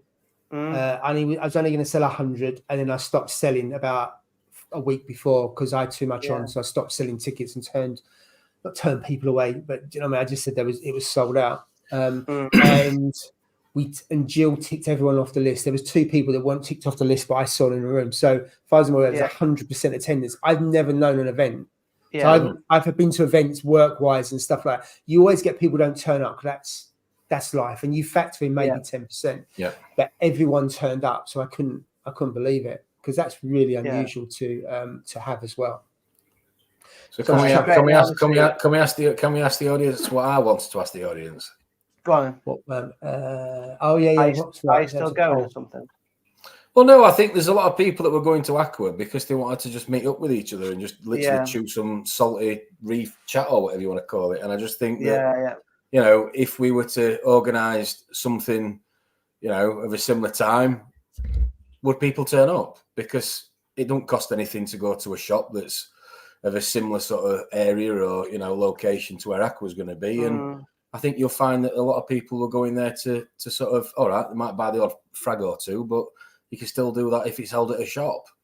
Let's find a shop and say, hello, we want to bring 20, 30, 40 people here that are going to spend money. They're not going to say no, are they? You know, let's be honest. You know, and let's just do a meet. You know, it doesn't cost anything for everybody. And that's how, for me, that's how the hobby was when I first got into it. You know, I said this to somebody the other day. When I first started, the missus used to ring me saying, "Where are you? Because you left at 10 o'clock for some salt, and it's 1 o'clock. You still happens. Where are you? Yeah, you know." But that was what it was all about. You used to chew the fat. You used to have a really good, you know, laugh, and you know, you used to bounce ideas off each other, show each other's tanks, corals, highs, lows of the hobby, all that. And I think, for me, I think the majority of people that are going to Aqua were going for that reason. I'm paying for it, so if people would be prepared to go for a reef meet somewhere, I'd just like to know if people would or not. So it's a good right. So the question I've got here is: would you attend a meetup at an LFS? Yes. You good with that? Right. Okay. We'll start the poll, and we'll let that tick away. I'm just going to go through some comments, and then I want to go on to the new Aqua Day. I just didn't know. So I've got a refund as well, but because I just don't know if I've got something on that, you know, at that time in September. Because of the change of date. Same here. Yeah, it's very difficult to know. Absolutely. What's happening? Yeah. So I think a lack of exhibitions was a downfall. I genuinely hope it goes ahead. So do I. I genuinely hope it goes ahead. I hope we get the vendors there. If I can still make it, I will definitely make it. But I just don't know because it's so far ahead now. Yeah. Absolutely. I feel sorry for the people who have booked like trains and hotels and stuff for that event. Yeah, but the reefing hobby, the reefing community is a community irrelevant of who's dictated to by these shows in terms of where everybody's going to go. The reefing hobby used to be that you would have a meet and you would get together and you would chew the fat, and that shouldn't stop just because a show has not organised itself properly. It should still carry on, as far as I'm concerned. I agree. And absolutely. So I think watch this space. I don't know if I'll be doing an event or not. I might just time out. And I do hope that NH goes ahead because I think the industry needs it. And I think also there's credibility. If you have a look at it, I've said this before, other than the event I put on last year, there was no shows in the UK. Yeah. There were meetups that Radical do their stuff and Finest do their but they're on premises. There was no such thing as a proper show. Now, a show. I think I put on was quite small, and you can argue whether that's a show or not, but it was independently run in a hall with vendors there, blah blah blah, and all that kind of stuff. One of the biggest ways to entice people into this hobby is to have meets. Yes. Yeah, I agree. Right. Okay. Let's draw a line under it. Then I'm just going to close off the poll. See, people 94% yes. Unsurprisingly, I'm just going to close that off. Perfect. Right. Let's get on to bacteria because I should have covered this earlier on. So apologies, those people may be hanging around for that. So let's talk about bacteria in a reef tank. Now, I'll start just by saying so. I think it's more important. You pick the topic so you can talk. Yeah. I'll listen. Right. Go for it. I was going to come to you, Tom. Right. So I think it's I know you were. Right. So I think it's more important than ever before. And I've noticed how it's changed in the short time that I've been in because of one thing, live rock. We used to have live rock that came into our tanks. That was full of nasties. And when dry rock come out, dry rock was seen as a savior because people would get aptase and all other kinds of things in into their tank. But rock that's been in the ocean for, I don't know, hundreds of years, thousands of years, more than that. And everything that's tied up into that and how beneficial that was to the tank. And I suppose you don't know until you've lost it and you've missed it that you have a problem with that. And you see a lot of videos of people getting dinos like I've got here, cyano and stuff like that. I think people always had green hair algae, but it's that first 12 months can be a real grind on a tank. And when I started my first 2 tanks and they had live rock in them, it wasn't a grind in the first 12 months. But sure, so we're lacking things. And you've seen BRS when they've done their videos as well. And there's more like bacteria now coming into play. And I'll take this tank as an example that I did screw it up the first 12 months, I think, because it was sterile and I haven't put enough stuff in there. So I'm now, putting Miracle Mud in. I'm putting the Eco Balance into it. I'm putting pods into it. And I'm putting a lot of stuff into that. If I ever go my first 2 tanks, didn't put anything in there. And the tanks thrived. I know every individual tank's different because this one's been a pain in the what's it, whereas the 2 tanks in the garage have not. But I did put more bacteria and more life into those tanks, and I was more conscientious with those.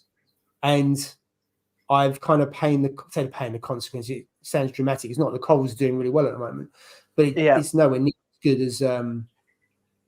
as other tank was. And so, Tom, you sent over a couple of videos, and there was Dr. Tim's on there. The guy from there was talking about starting out the video, putting nitrifying bacteria in, and then using some of their products, which puts bacteria.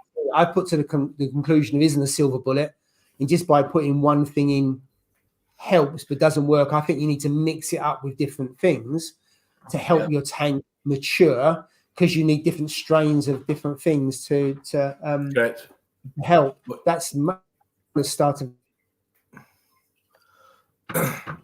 discuss. I think for me it's understanding. I mean, Christ, I can remember reading an article that Aquabiotics did a while ago, and they did a study on, I think it was about 20 different reef tanks. And well, it was a combination of 20 reef tanks, including, from memory, a couple of sort of coral farms. And they found that there was over, on average, there were 400 strains of bacteria found in the reef samples that they took. And in some of the newer tanks, there were less than 100. And in some of the older, more mature tanks, there were up to 700 types of bacteria, microbiome. So it just goes to show that, there's a lot out there. And I mean, for me, there's only a few different types of bacteria that I'm sort of confident tonight to talk about. So I'm not going to sit here tonight and pretend to be a scientist. But I mean, the ones that we're more often are not taught about when we first get in the hobby is obviously, your nitrifying bacteria and your denitrifying bacteria, your aerobic bacteria and anaerobic bacteria. And I think if you understand what they do and their purpose, then that sort of makes sense with certain problems that you might have. Same as like another one is what we call like heterophobic bacteria. And from memory, there's 3 different types of it, but the good guy, there's the good, the bad and the ugly. The good one is what we use to convert sort of broken down food waste into ammonia. The bad one is actually, unfortunately, a parasitic one. But the good one, the heterotrophic bacteria, the good guy, is one that we sometimes lack of or we don't have enough of. And then when we overfeed, because we haven't got enough of it, that's what entices people like cyanobacteria to the table. If I'm making any sense.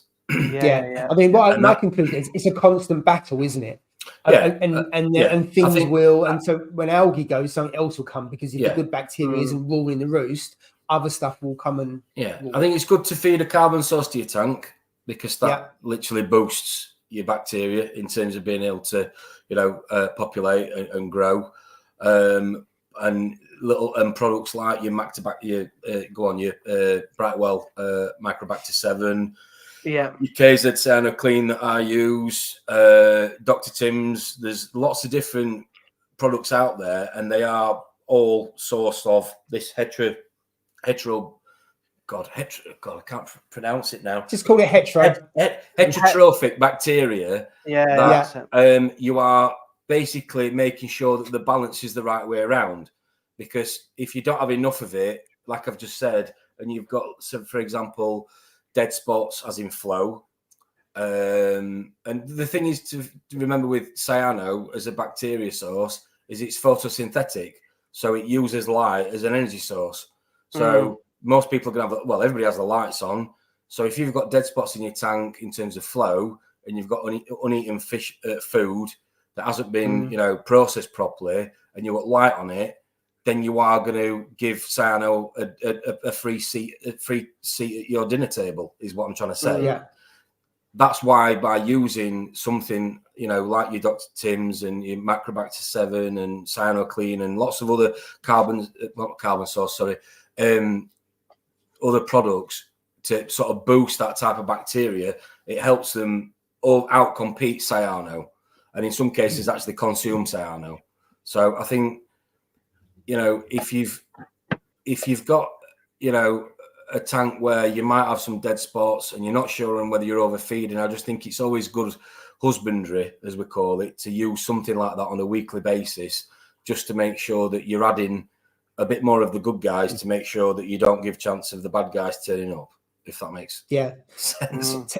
Tekka's Reef was when I put the video out about having dinos, he was talking about the Dr. Tim's waste away, and when I was looking into that does exactly that. It breaks down all of that nastiness, shall we say, so that it can't thrive and takes it away. Yeah. So, and that is exactly that. It's a heterotrophic source of bacteria. So you're boosting what's already in your tank to make sure that there's more of it and enough of it to stop people like cyano turning up at your dinner table, basically. But you can therefore decrease the chance of them turning up at your dinner table, as I'm calling it, by making sure you don't have any dead spots or flat spots of flow, and making sure that any uneaten waste or is going down through your water column, through your weir, into your filtration system, being exported that way, rather than being left to turn rotten. Cyano take control. Yeah, absolutely. There's just a couple of comments I want to go to. So there's a few strains of each bacteria. Yeah, absolutely. On that, and then you've got about the heterophobic bacteria also absorbs nitrates into the membrane. So if you have a die-off of it, it releases pent-up nitrate for a potential crash. So it's a real balance. And yes, John, that was my dog. It wasn't a ghost. And I tell you what, Lou does really good. I mean, we've had him on a live stream, haven't we? That was when we first started. And obviously I've done a video on Tropic Marine.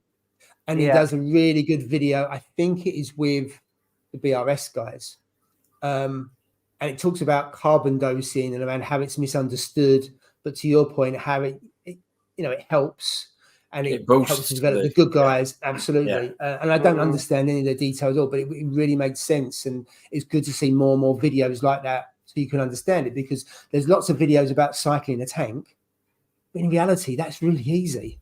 It's what comes after that, I think, is the bit that makes the big difference. And I've just really learned that to do lots of different things at different times and mix it up helps to build things up. And if I was starting a tank again, I would do it very differently to the way I've done. Even by adding phyto, you guys were talking about phyto. Adding phyto. Phyto helps. Phyto is part of the carbon cycle, should I say? Yeah. CO2, in the atmosphere into carbon, which can be then absorbed and processed by bacteria.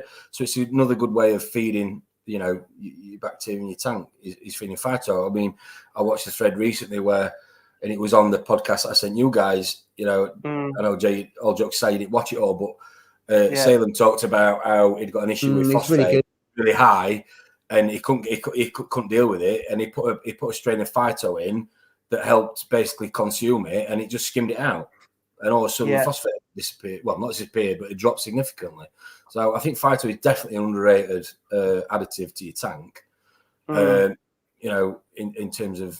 terms of helping with carbon, but it's the part of the carbon cycle. It doesn't necessarily just add carbon straight away. It's not a carbon source like some of the others that I mentioned earlier. Carbon sources naturally are like vodka dosing, vinegar dosing, sugar, biopellets, things like that. And you've already got carbon in your tank. It's more a case of boosting it so that the good guys can basically outcompete the bad guys, trying to keep it simple. And on that video with Lou, he talks about carbon dosing and cyano and how to deal with it, and how I think it's vodka and vinegar and those types can help to bring on cyano. But if you're using some other products, it brings more about the inorganic, and it breaks down the phosphates and feeds that in a bit more. You use no-pox? I haven't, but I used to. But I had never had a problem with no-pox. It worked really, really well, because quite often with no-pox, if you dose too much, you get cyano. So go on. That's carbon dosing. Absolutely, yeah. And I used it because I just wanted to bring down the phosphate and nitrate. So I was using it for a different reason. It wasn't to break down the organics and to create bacteria and help your corals and everything else. That was a byproduct. So I used it to bring levels down, but actually it has more of a benefit, I think, in terms of feeding corals in your tank and building the strength of the tank. So it's really bizarre that something I didn't have a clue about, what I was doing it for, there was a byproduct, and that tank ran really well for 6.5 years, and it had issues, but nowhere near issues I've seen on other tanks, and maybe it was because of that. But yeah, you're right. Carbon dosing, I think it's misunderstood. Obviously, anaerobic bacteria, is what they don't require. They don't live in an oxygen environment, so they tend to be in a deep sand bed, your media, and that's why I think most people have issues with that when they haven't run a bare bottom. I suppose we had some. Yeah.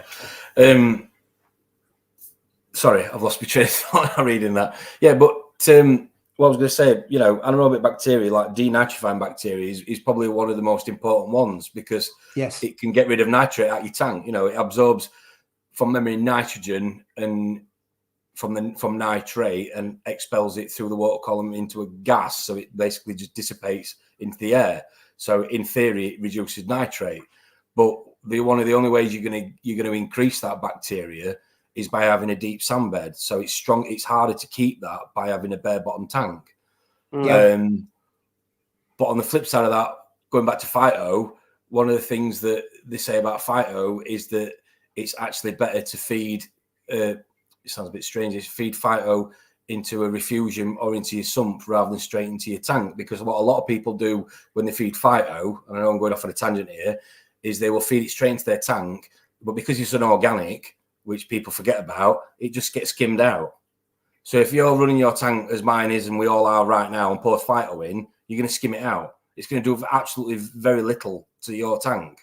The whole point of phyto is to turn your return pump off or turn your skimmer off and let it be absorbed by either corals or live rock and do its thing. If you're going to let it float around, your skimmer is just going to skim it out because it's an organic, which people forget about. A lot of people suggest that the best way to feed phyto is to put it in your sump so that it goes through your return pump and then gets fed into your tank.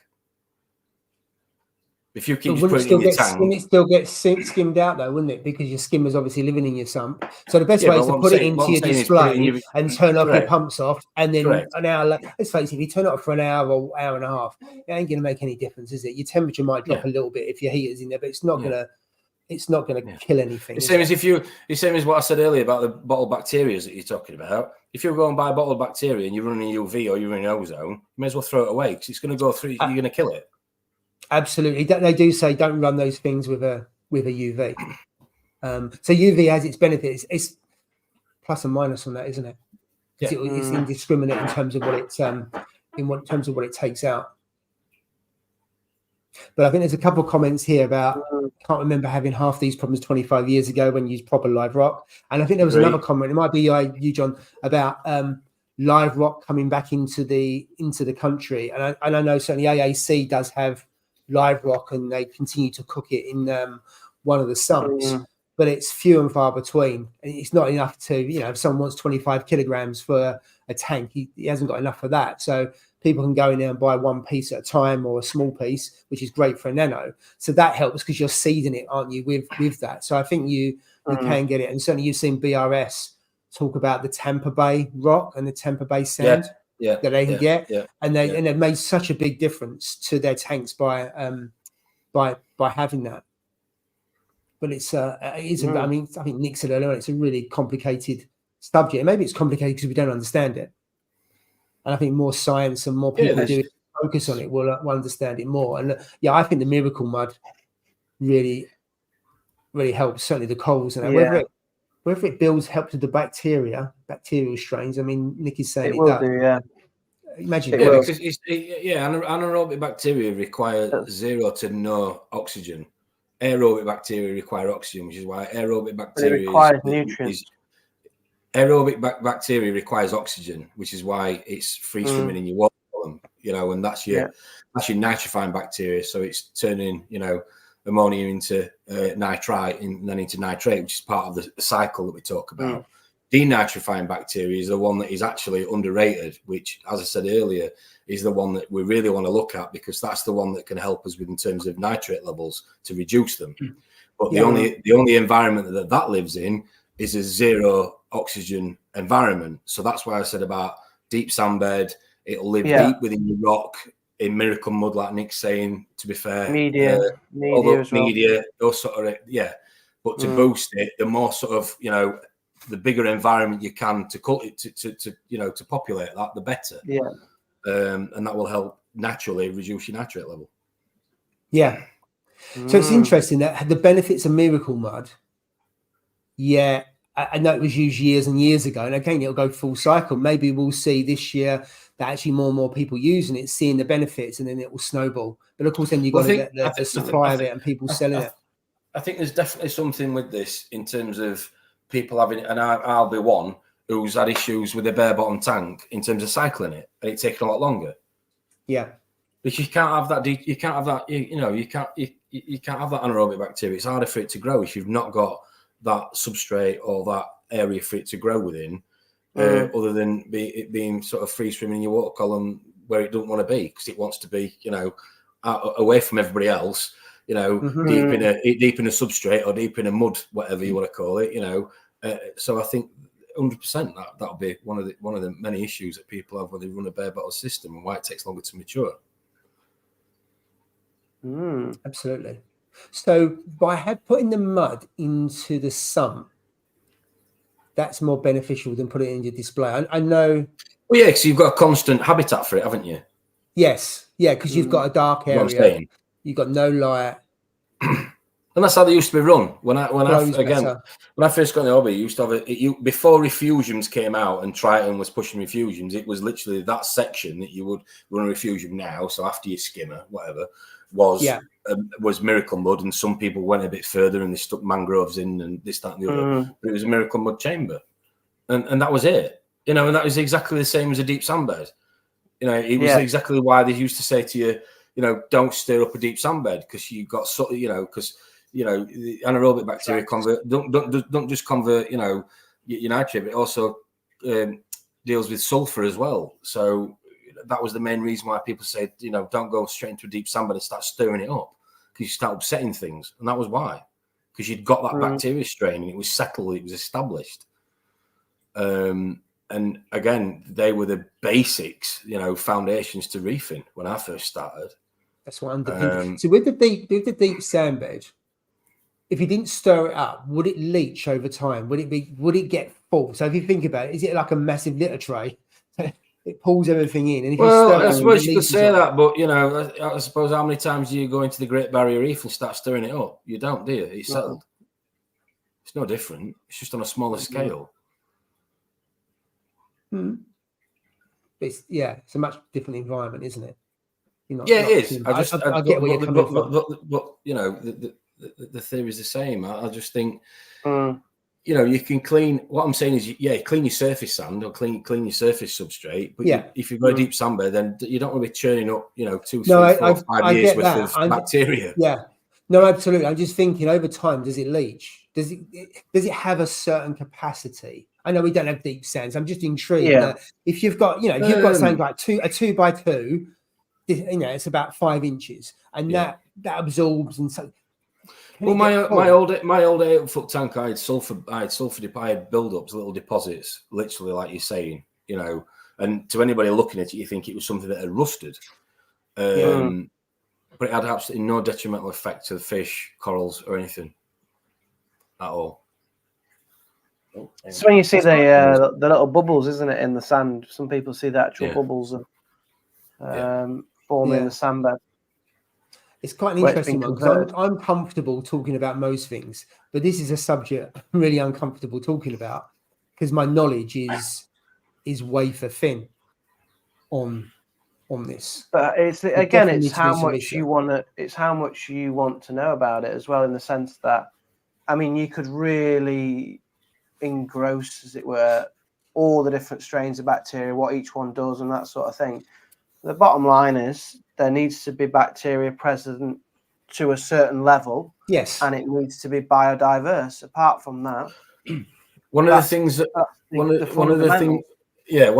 put me off with the UV was that, again, Microbiome did the same study that they did when I was saying to you about the 20 tanks that they did a sample of.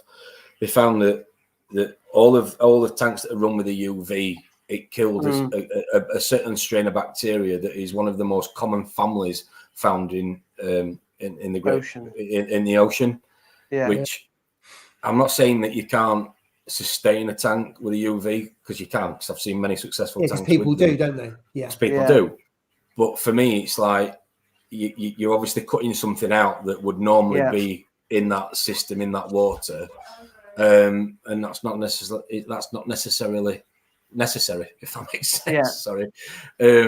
So that's why I've gone away from it. And again, the bottle bacteria, as I said a minute ago, anything traveling through that UV to an extent is going to get nuked. So why pour in 20 pounds of the bacteria that's going to last 30 seconds? It's just going to get skimmed out. Yeah, exactly. You know. So inevitably, every time you filter in, you skim in, you water changing, you sand bed, all that sort of stuff, you are going to remove bacteria. So it's really important that you regularly dose bacteria. That's what you're saying, isn't it? As well, to sustain those. You've got to top it up. Yeah, the one for me was the one for me that people probably want to be wary of for the majority is the cyano one. Yeah. So if you've got the dead spots in terms of flow, and you're running light, because it's like I said, it's photosynthetic, so it's going to use light to convert to energy to feed itself on top of the leftover food that you've left wherever. You are accelerating something, unfortunately, that you don't want. So by giving the good guys, by making sure you've got enough of the good guys, by literally topping in so much every week when you do a water change, or every 2 weeks, that will keep it at bay, providing you also make sure that you're not overfeeding and you've not got too many dead spots. Because at the end of the day, the whole point of your filtration system, you spent all this money on, roller mats, whatever, skimmers, all, you name it, is to make sure it skims out and gets rid of those organics. But if it's not, because it's just sat in your tank, then you're gonna have problems, and that's half the issue with cyano. People say it's always high nutrients, as in phosphate and nitrate, which it's been proven that it can come out in low nutrient tanks, as in low nitrate and phosphate. But the common denominator is it's always present in tanks where there's dissolved organics, or that haven't been taken out of the water column, as in leftovers. Yeah, so that's when the dead spots come in, because it sits there. Correct. Yeah, it dissolves and then it feeds it, basically. Yeah. This is the thing. So I dose bacteria every single week. Every time I do a water change, I dose a cap full of bacteria, and I've never really had any problem. Well, I haven't had problems like cyan and stuff like that. Only when, I'm just thinking back now, when I had Roaphos, and I used to run Roaphos, I've sometimes had issues with cyano. And the other one was when I used Vibrant. In the first year, I used Vibrant. Yeah. And I had cyano after that as well. And I don't use those two products anymore. I don't use Roaphos, don't use Vibrant. And I dose bacteria 1 cap every week, and I've never seen those problems since. So obviously, I mean, I don't know about Rofos, but I believe Vibrant does kill beneficial bacteria. I believe that's the case with that product, because it's supposed to be a herbicide, isn't it? It's supposed to kill algae, plant matter. But I also believe it does kill your beneficial bacteria. But it also might, by killing off that stuff, that may then create an imbalance. Yeah, an imbalance. Then when you're killing that off, that has to go somewhere, doesn't it? It doesn't just evaporate. So does it then create a knock-on effect onto something else, which then creates that imbalance? Yeah, because it's not being taken out gradually. I don't know. And there's a good comment here. So there's one about, I've watched experts saying it's a waste of time of dosing more. I mean, I've got no idea how much. Is there a point where if you dose too much, there's a tipping point where actually you're wasting your time. I don't know, but I think little and often seems to be maybe a good way forward. So Tom, maybe there's like a U-shape. No, I was going to say is like, yes, a bell curve. Returning with So you get an optimum amount, and then maybe after that point, there's diminishing returns, basically. Yeah. I think one of the things to remember as well is that the majority of bacteria need not only do they need pardon? Sorry, I was just interrupting. I was saying they need a surface, don't they, to colonize? Yeah, they do. But they also require nitrogen and phosphorus in the tank in terms of elements. So when it comes to running 0 to no nutrients, there's no reason why there's no. That's exactly why people run into issues. Sorry, put my teeth back in, because there needs to be the right balance of everything. Yes. So I think it's a case of you can run the tank too clean is kind of what I'm trying to get at. Worrying about bad bacteria or detritus and everything else, but at the same token, it's you can go at the other end and you're going a bit overboard. So I think for me, it's just a case of understanding how you want to run a system and how you can not manipulate it but tweak it to your advantage by certain things is what I'd say. Yeah, and I think it is a tweaking, isn't it? Because if you're using Vibrant and stuff like that, is it potentially more than tweaking? And what we do know, if anything shoots up or shoots down, the tank hates it. And it could be by doing that, you're killing off something. Therefore, you are creating that imbalance and creating something else. Yeah. You don't want any population to dominate. That's the thing. You don't want any population of any species to dominate. You want it to be as biodiverse as possible. Yeah. Then you keep that stability. One thing for sure, all these stunning reef tanks, they'll have a nice biodiverse bacteria levels within the sump, within the substrate, within the rock surface. Because I actually, going back to pH, maybe what? Bacteria. Excuse me? Maybe bacteria. Did you say pH? Yeah. It did. You said that again? You said that again? No, I'm just saying though, because you've obviously got this topic now, and it's absolute fundamental building block of the reef is the bacteria levels in a tank and the biodiversity of that. Yeah. If you haven't got that, then you haven't got, that and the phyto. You already mentioned the phyto, haven't you? Phyto, definitely. I think phyto is a lot more underrated than people realise in terms of what it can do. I think it's a building block. And then phyto with pods, with miracle mud. Definitely those three, and with bacteria. Yeah. I mean, there's a few comments on here around, and I don't know is the answer. General consensus from the well-known peeps is adding bacteria isn't necessary. I have done for 2 years, and I haven't seen a drawback to doing it. So, going back to the experts as a counter argument, what's the problem with doing it? Because I haven't seen one. Yeah, I'm not. If it's not recommended, then why not? Because I'm not. You can only go by what you see in your tank and what I've seen in this tank and elsewhere, and what I think is missing. To set up a scientific study, you're going to take 2 or 3 years, and you got to create the whole environment. So you can only go off your experience of what you see. And then Liam's put on here the video link that you sent me, Tom, from Dr. Timms was talking about saltwater reproduction. I can't remember the detail of it, but it was around a certain strain isn't good in salt water, but they created the strain for Dr. Timms one and only, I think it was, and the others, whereby it can reproduce and it does develop. But that I'm just going from the really vague memory of the videos you sent over about it. Yeah. Don't know if you... No, you're putting me on the spot now. So can you think about poll? You know, just going back to that question again about dosing bacteria. Can you do a poll on? I want to see how many people dose bacteria. Let's just say regularly, whatever that means, like every week, 2 weeks. The thing is, Jay, what I will say though is that people dosing bacteria, a lot of the bacteria on the market are nowhere near the levels of bacteria that you would get on a mature system. Oh, absolutely. Let me just make that clear. You know, I understand that. There is not a potion that will fix, you know, that will make you cycle your tank from 1 year to 10 years in terms of maturity. The majority of them takes time, doesn't it? Yeah. So should I do a poll? Do you dose bacteria? Do you dose bacterial products regularly or something like that? That's another thing to me. Like, I only dose one.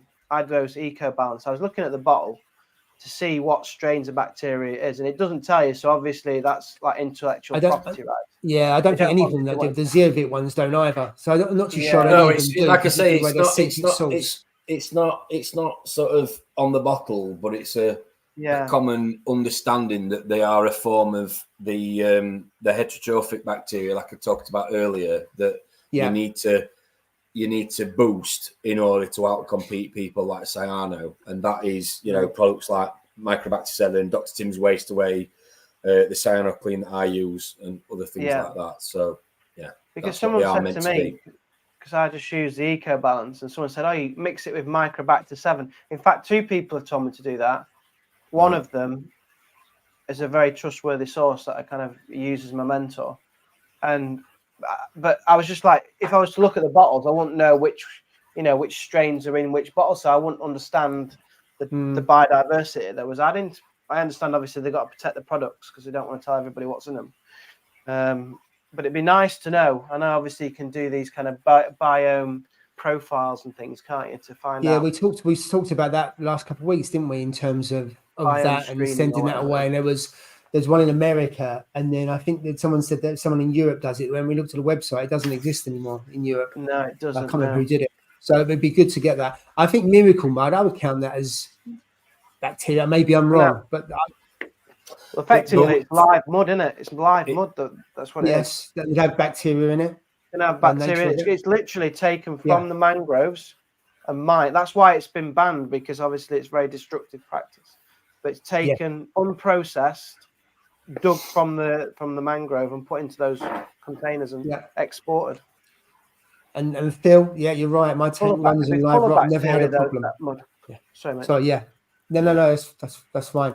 Yeah, and I think with the one who talked about EcoBalance and then Microbacter 7, it makes sense because they're not going to be identical. Well, I don't think they won't be. There's going to be even if it's 20% different, there's still a difference in there, and you're adding a different strain, which then helps build it up. I think, as you said earlier, Tom, there's no substitute for time, is there? And it builds up over time, and all you can do is help it along till it gets to that mature state. No, I mean, for me that was a shock. You know, that study that Microbiome did was that, as I said, the tanks that were the maturest have got the most amount of strains in it. You know, and the question is, well, how do I get more strains in my tank of bacteria?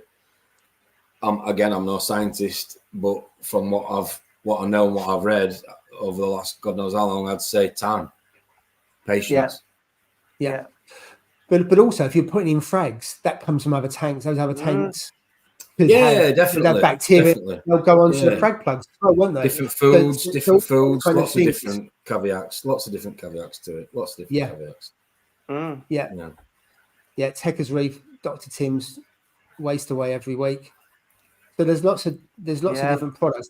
If you think that's what I've learned. Of these. So go on, Jay. I was just saying, I think that's what I've learned. I've stuck with one kind of strain of one product, and I need to now start to mix up my products of bacteria dosing. I believe. I think that might makes sense. You know, it makes scientifically it makes sense. Why? Because I want to add biodiversity, so I don't just want. But you need to make sure you're not adding this. You need to make sure you're not just adding the same thing over and over again, though. That's what I'd check first before you do. Yeah, no, and that's the hard thing to find out, obviously, because I don't know what the Microbacter 7, like the proportion, the population percentages within that product compared. A lot of them do the same thing, mate. Is what I'm saying. It's just branded differently. Yeah, possibly. Yeah, possibly. And I'd never know that. Well, I'd never know. No, I know. And unfortunately, some of these manufacturers play to the consumers. You know. That's true. Yeah. Right, I'm going to end the poll, so let's just go on to it. Before we finish. So it's 47% yes and 53% no. So it's another. We had 2 polls, and both have been relatively tight. Very close to that. Yeah, so 52% no, 47% yes. Interesting. There we go. Right, I just got a couple of comments, and then we'll close out. And then think about how I'd like to discuss this more, but I probably need to do a bit more research. I think we've run out of time on a product on a theme that I don't feel we've still.